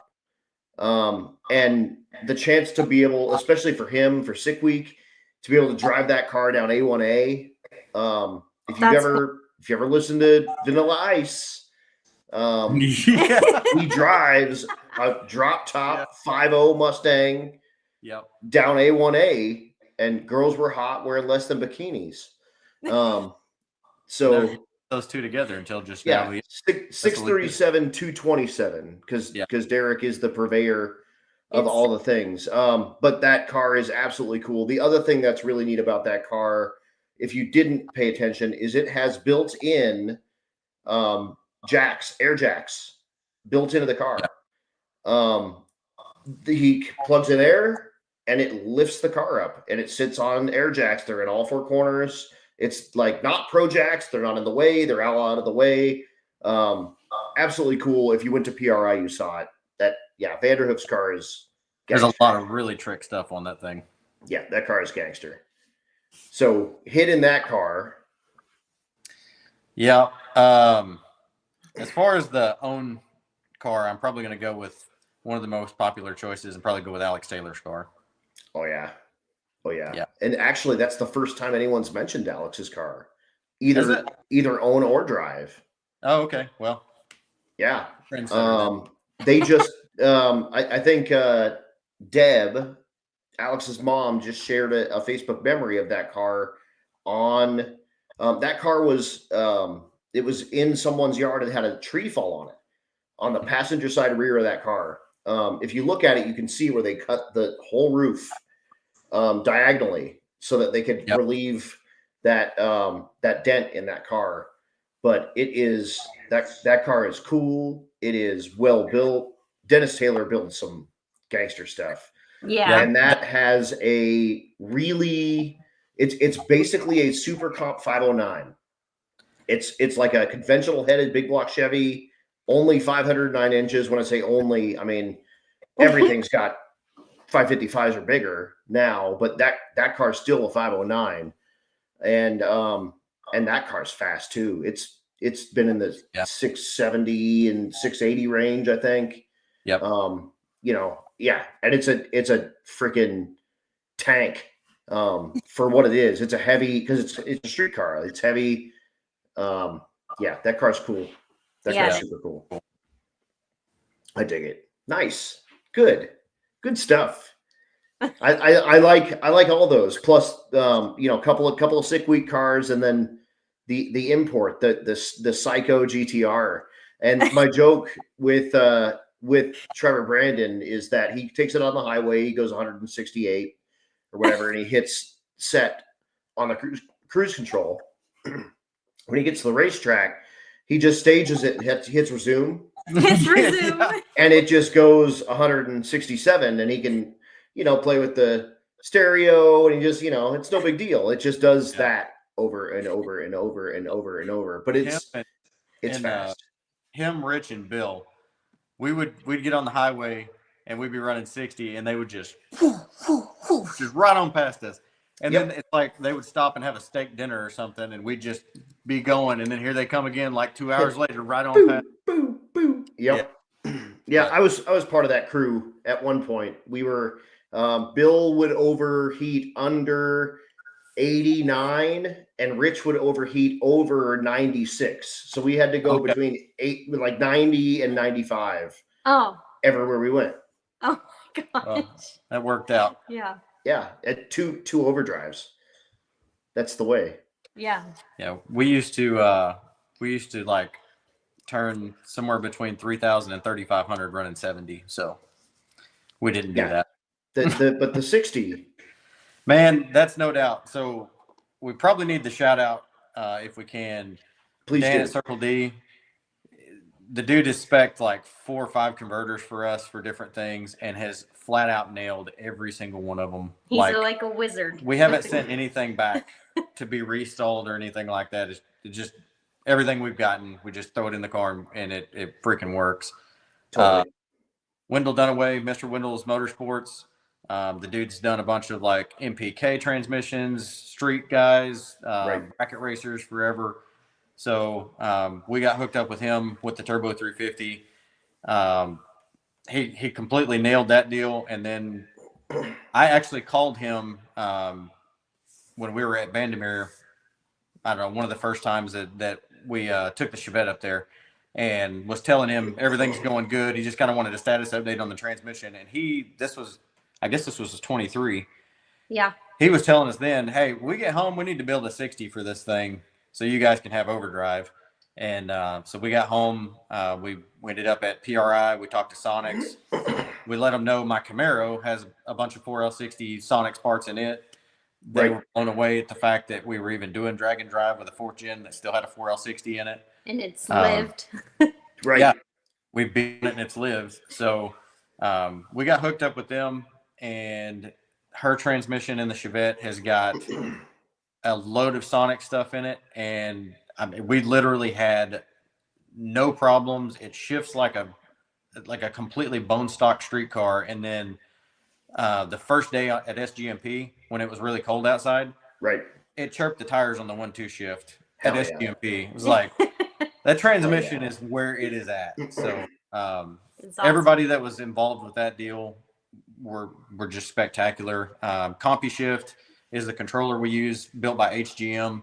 That guy, we were having a little bit of issues making some stuff work. That guy called us on Christmas Eve to see what our problems were and make sure we had everything. How cool is that? Yeah. So HGM Electronics really stepped up when we were having some issues. And then obviously our normal people, Mickey Thompson's been on board with us since 2016, making sure we're taken care of. Yeah. AMSOIL. Yeah. AMSOIL. Optima batteries. Yeah. Pratt Racing Engines, Wayne Pratt, Lloyd Elliott Sport Works. Your dad, John's Auto Service. Yeah. And then if you want your crap to catch on fire while it's idling, John's Auto Service is the place. Yeah. This is true. Yeah.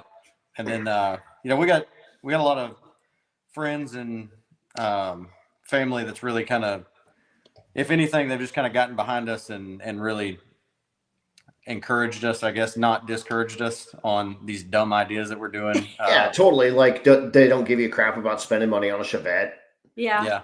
Like my buddy Derek, he won the 11-0 deal a couple years ago, and he bracket racer. We got him into this stuff, and now he's on that same fence of I am. Do I sell all my race cars and just build a little faster street car, whatever? But he met me. He lives like 3.5 hours, 4 hours from us. He's met me halfway because I'm actually part owner in another Chevette with him. That's a fine unit. Wait, hold on. You have a partial ownership in a $500 car? It's actually a Pontiac T1000. If you get or you can have it. It tells you the quality of this unit. Okay, all right. But we bought it to get some interior pieces out of. Real and nice. Like and so, like, there's been times he's jumped in the truck and met me halfway just to give us parts to, get us back on the road, that kind of thing. So there's just been a whole lot of people that really kind of get behind us and have helped along the way. So yeah, for sure. Hell yeah. I mean, you can't do it alone. And I mean, shout out to those guys, especially Sonax, who the Wicked 60 is like, that's an oxymoron. I had one in my car. It hurt the pump. It turned out to be my fault. The converter wasn't in there far enough. But man, it was also jacked full of Sonax stuff, and it was an 11.0 capable car for sure. And in a 3,600 pound Malibu, but breaking that pump is what brought me to the stick shift side, and that's well, there you go. That's a whole different thing.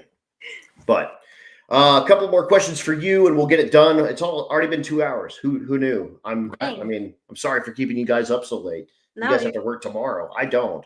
So I just have to go get a massage tomorrow. So rough life. No big deal. But I got a couple more on here. If you got any more, throw them up in the comments, and we will get those answered. But what advice do you have for a newbie? Someone just getting into drag and drive? Do your research. So whenever we started doing this, it was mostly him, but we got on YouTube and watched a lot of videos. A lot of them were Dennis and Alex Taylor's videos. Watched a lot of YouTube stuff, people doing this, and just kind of figured out, like, the trailer situation, spare parts stuff, like how things work. And then another thing I would say is, because I was like this, I was shy, like I said before, like keep to myself person, but like don't be afraid to talk to people because everybody's there for the same reason. And like if you want to go look at somebody's car, like everybody's there to talk about their junk. So don't be Totally. afraid to go ask somebody about their car and like talk to them, and everybody's there to hang out and help each other, and don't be afraid to ask for help. I think I would even turn that a little bit on the other side. Like if you've been on a couple of those and you see some new people and they seem like they don't know what the hell they're doing and they're a fish out of water, go say hi real quick. Yeah.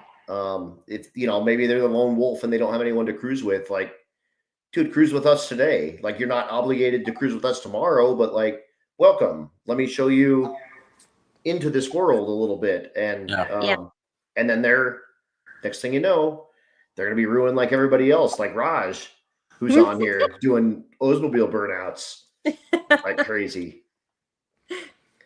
What about you, John? Specifically, I mean, because you've both been a driver and a co-pilot, but specifically, kind of like as a husband and or boyfriend and or whatever fiance, watching their lady get involved in this, because again, we kind of have like similar dovetailing stories. Like, what's it like bringing your person into this world and getting them, helping them through it?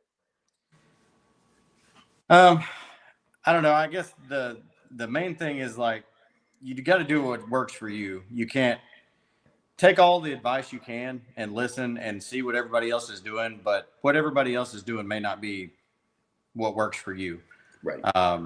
There's a lot of stuff on that Chevette that people said we couldn't do, that wouldn't last, wouldn't hold up. I mean, especially all the bracket racing and all the other stuff that we've done. It's one of those deals where you get on the internet and you read, you got to have this, you got to have this, you got to have this. Dude, you don't have to have the high dollar stuff. You can make, I mean, don't get me wrong, there's plenty of China junk that you don't need to put on your car to go do this stuff with, but there's a lot of China junk we have. So. Yeah. You don't have to have the best of everything. It's pretty much just figure out what works for you, what works for your program, and get out there and do this stuff. I mean, if you go and you enter one race and you don't make it past day one, figure out what you need to do to fix it. Figure out, learn from what you've got going on, and then try it again. There's plenty of these dragon drives out and about now to jump in and do it, Yep. And I don't know. I guess that's probably my biggest thing is we almost got discouraged a few times when we were getting ready to come do this stuff, because you get online and start reading and everybody's saying, well, you can't run a fuel system with a deadhead. You can't run a Holly Blue. You can't run this. You can't run that. And it's like, well, we might as well not even do it, because we can't put a $3,000 fuel system on this car that we, right. Whatever. So just experiment with it. William Hogan, who's got apparently the fastest full-size stick shift pickup truck in the land.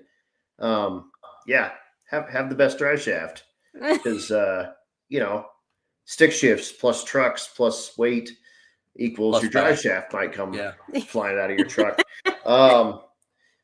My last question for you here, and I'll let you guys get to bed, because I know it's we're nearing way past your bedtime, and we're at mine. And if you got questions, we'll get them up there. We'll get them answered. But what updates do you guys have coming for your rides? What might we see on another Dragon Drive coming soon? And are you coming to Mega Week? We are coming to Mega Week with the Chevette, and it will have nitrous on it. You heard it here first, ladies and gentlemen. Actually, you heard it on Freedom Plus first. But it will have nitrous on it. Yep. Yeah. So spraying that bastard into the tens. I don't know about the tens, but tens.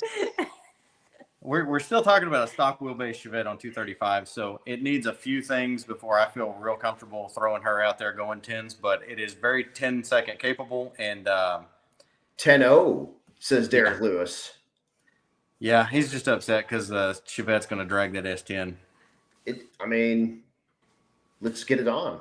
Yeah, but no, it'll be on there for sure. I don't know if we're going to run 12-0 or 11-0, because now that we're back in terrible air in the middle of June and May or whenever it is. Right. We may have to spray it to run 12.0, but we may spray it to 11.0. We'll just see how it reacts to the nitrous. Totally. We're actually entered in the circuit too. Oh, cool. So, as of right now, after 2.0 last year, the motor in my 4th gen is down for the count. So, yeah, we got down there and the air wasn't very good, and I kept hitting the up arrow on the shift point and the up arrow on the timing, and now she's got a little bit of a noise. Okay. So, that'll happen. I've got a 383 LS sitting here. I was Just figuring saying. have to pick up the phone and call my buddy Paul at BTR and try to figure out what we got to do to put that deal back together at some point. Better call Paul. Yeah. Better call Paul. Shout out to him for coming on Sick Week as well, but he will definitely be on Mega Week. In fact, we were talking about they might bring out 2 support vans to have one at each. Oh, that'd be both cool. the race week and the Rocky Mountain race week. Are you guys racing morning or evening? Evening. Yeah. Yeah. Okay. I had veteran status for 1.0, and it was just not going to be feasible for us to try to do that. And I honestly don't think either one of us really wanted to do it kind of by ourselves either. I mean, yeah, no, for sure. We're for sure a better team than we are kind of on our own. So Yeah. we're going to do her deal on 2.0 and see where we go from there. I love it. All right, guys, 2 hours and 6 minutes. I told you this goes by quick. For a couple of shy people, we sure did get through a lot. I just wanted to share for Stevie how you proposed. Because this is super cute, and if she's still awake, and I doubt she is, but if she is, she'll watch it later. And if you're still watching, this is super cool. But yeah. So you asked her on a time slip. Yeah, so she was. That's actually. I'll shorten the story. We. I met her at Temple. She was handing out the time slips whenever she was very rude, but just being a total jerk to you. Right. So I wanted to go back to that spot, like to that racetrack, to the ET shack, and propose there. So I called the guy that owned the racetrack at the time and told him what I wanted to do, and I said, is there a way that you could like just hand spray like 60 foot, let me make a pass, and then have her hand me my time slip, and we do it like that? Yeah. So we had this whole thing planned out. Well, it rained. Oh, no. We're driving down to the racetrack in the rain, and you've got the ring in your pocket. Yeah, and I'm telling her, car's on the flatbed behind us. We're rolling down there, and I'm telling her, yeah, we're going down here to test. I just did something to the car. We're ready to test. And she's like, okay.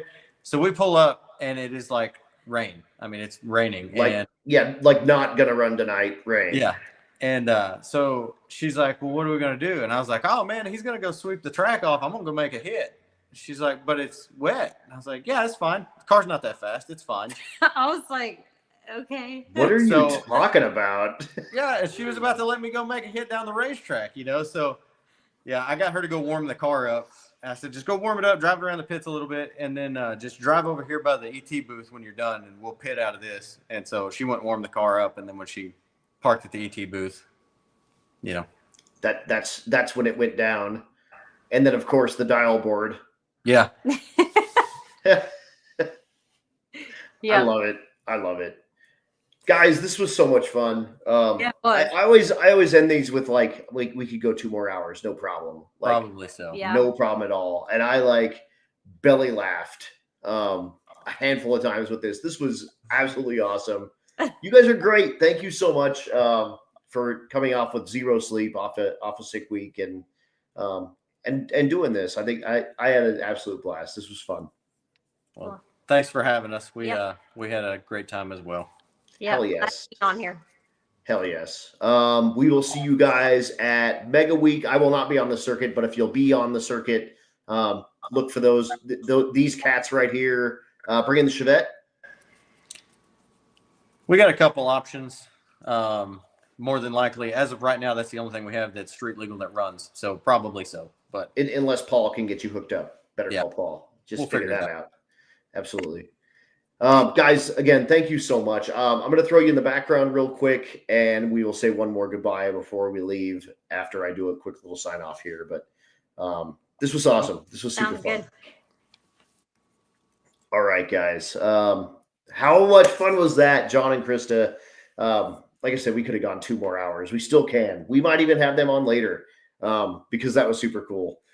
Thanks so much to them for being good sports for me, calling all their cars piles of shit. And thanks to all of you for hanging in here for over 2 hours. It was so much fun, man. Stuart, absolutely good times. What a great couple. Very, very cool to run into them on Sick Week. I got a quick interview with Krista out there as well. And we got John even on there doing a little bit of fun. But we'll see them on Mega Week. If you'll be on the circuit, you will see them as well. Again, the next thing that you'll see me on will be the Spring Break Ford Nationals at SGMP. That's one of the NMRA replacement races. Raul Torres is putting that thing on. If you have not paid attention, he is looking at possibly putting together a business plan to buy Palm Beach International Raceway as well. And so that will bring in a new racetrack down to the Palm Beach area again. So hopefully he can make that happen. He was my last week's guest, episode 64. So go back and check that out if you want more information on that. But that said, Tuesday night, we are going to make it happen, guys. Thank you guys so much for tuning in. And Tuesday night, episode 65 with Krista and John. We are done. Thank you guys so much.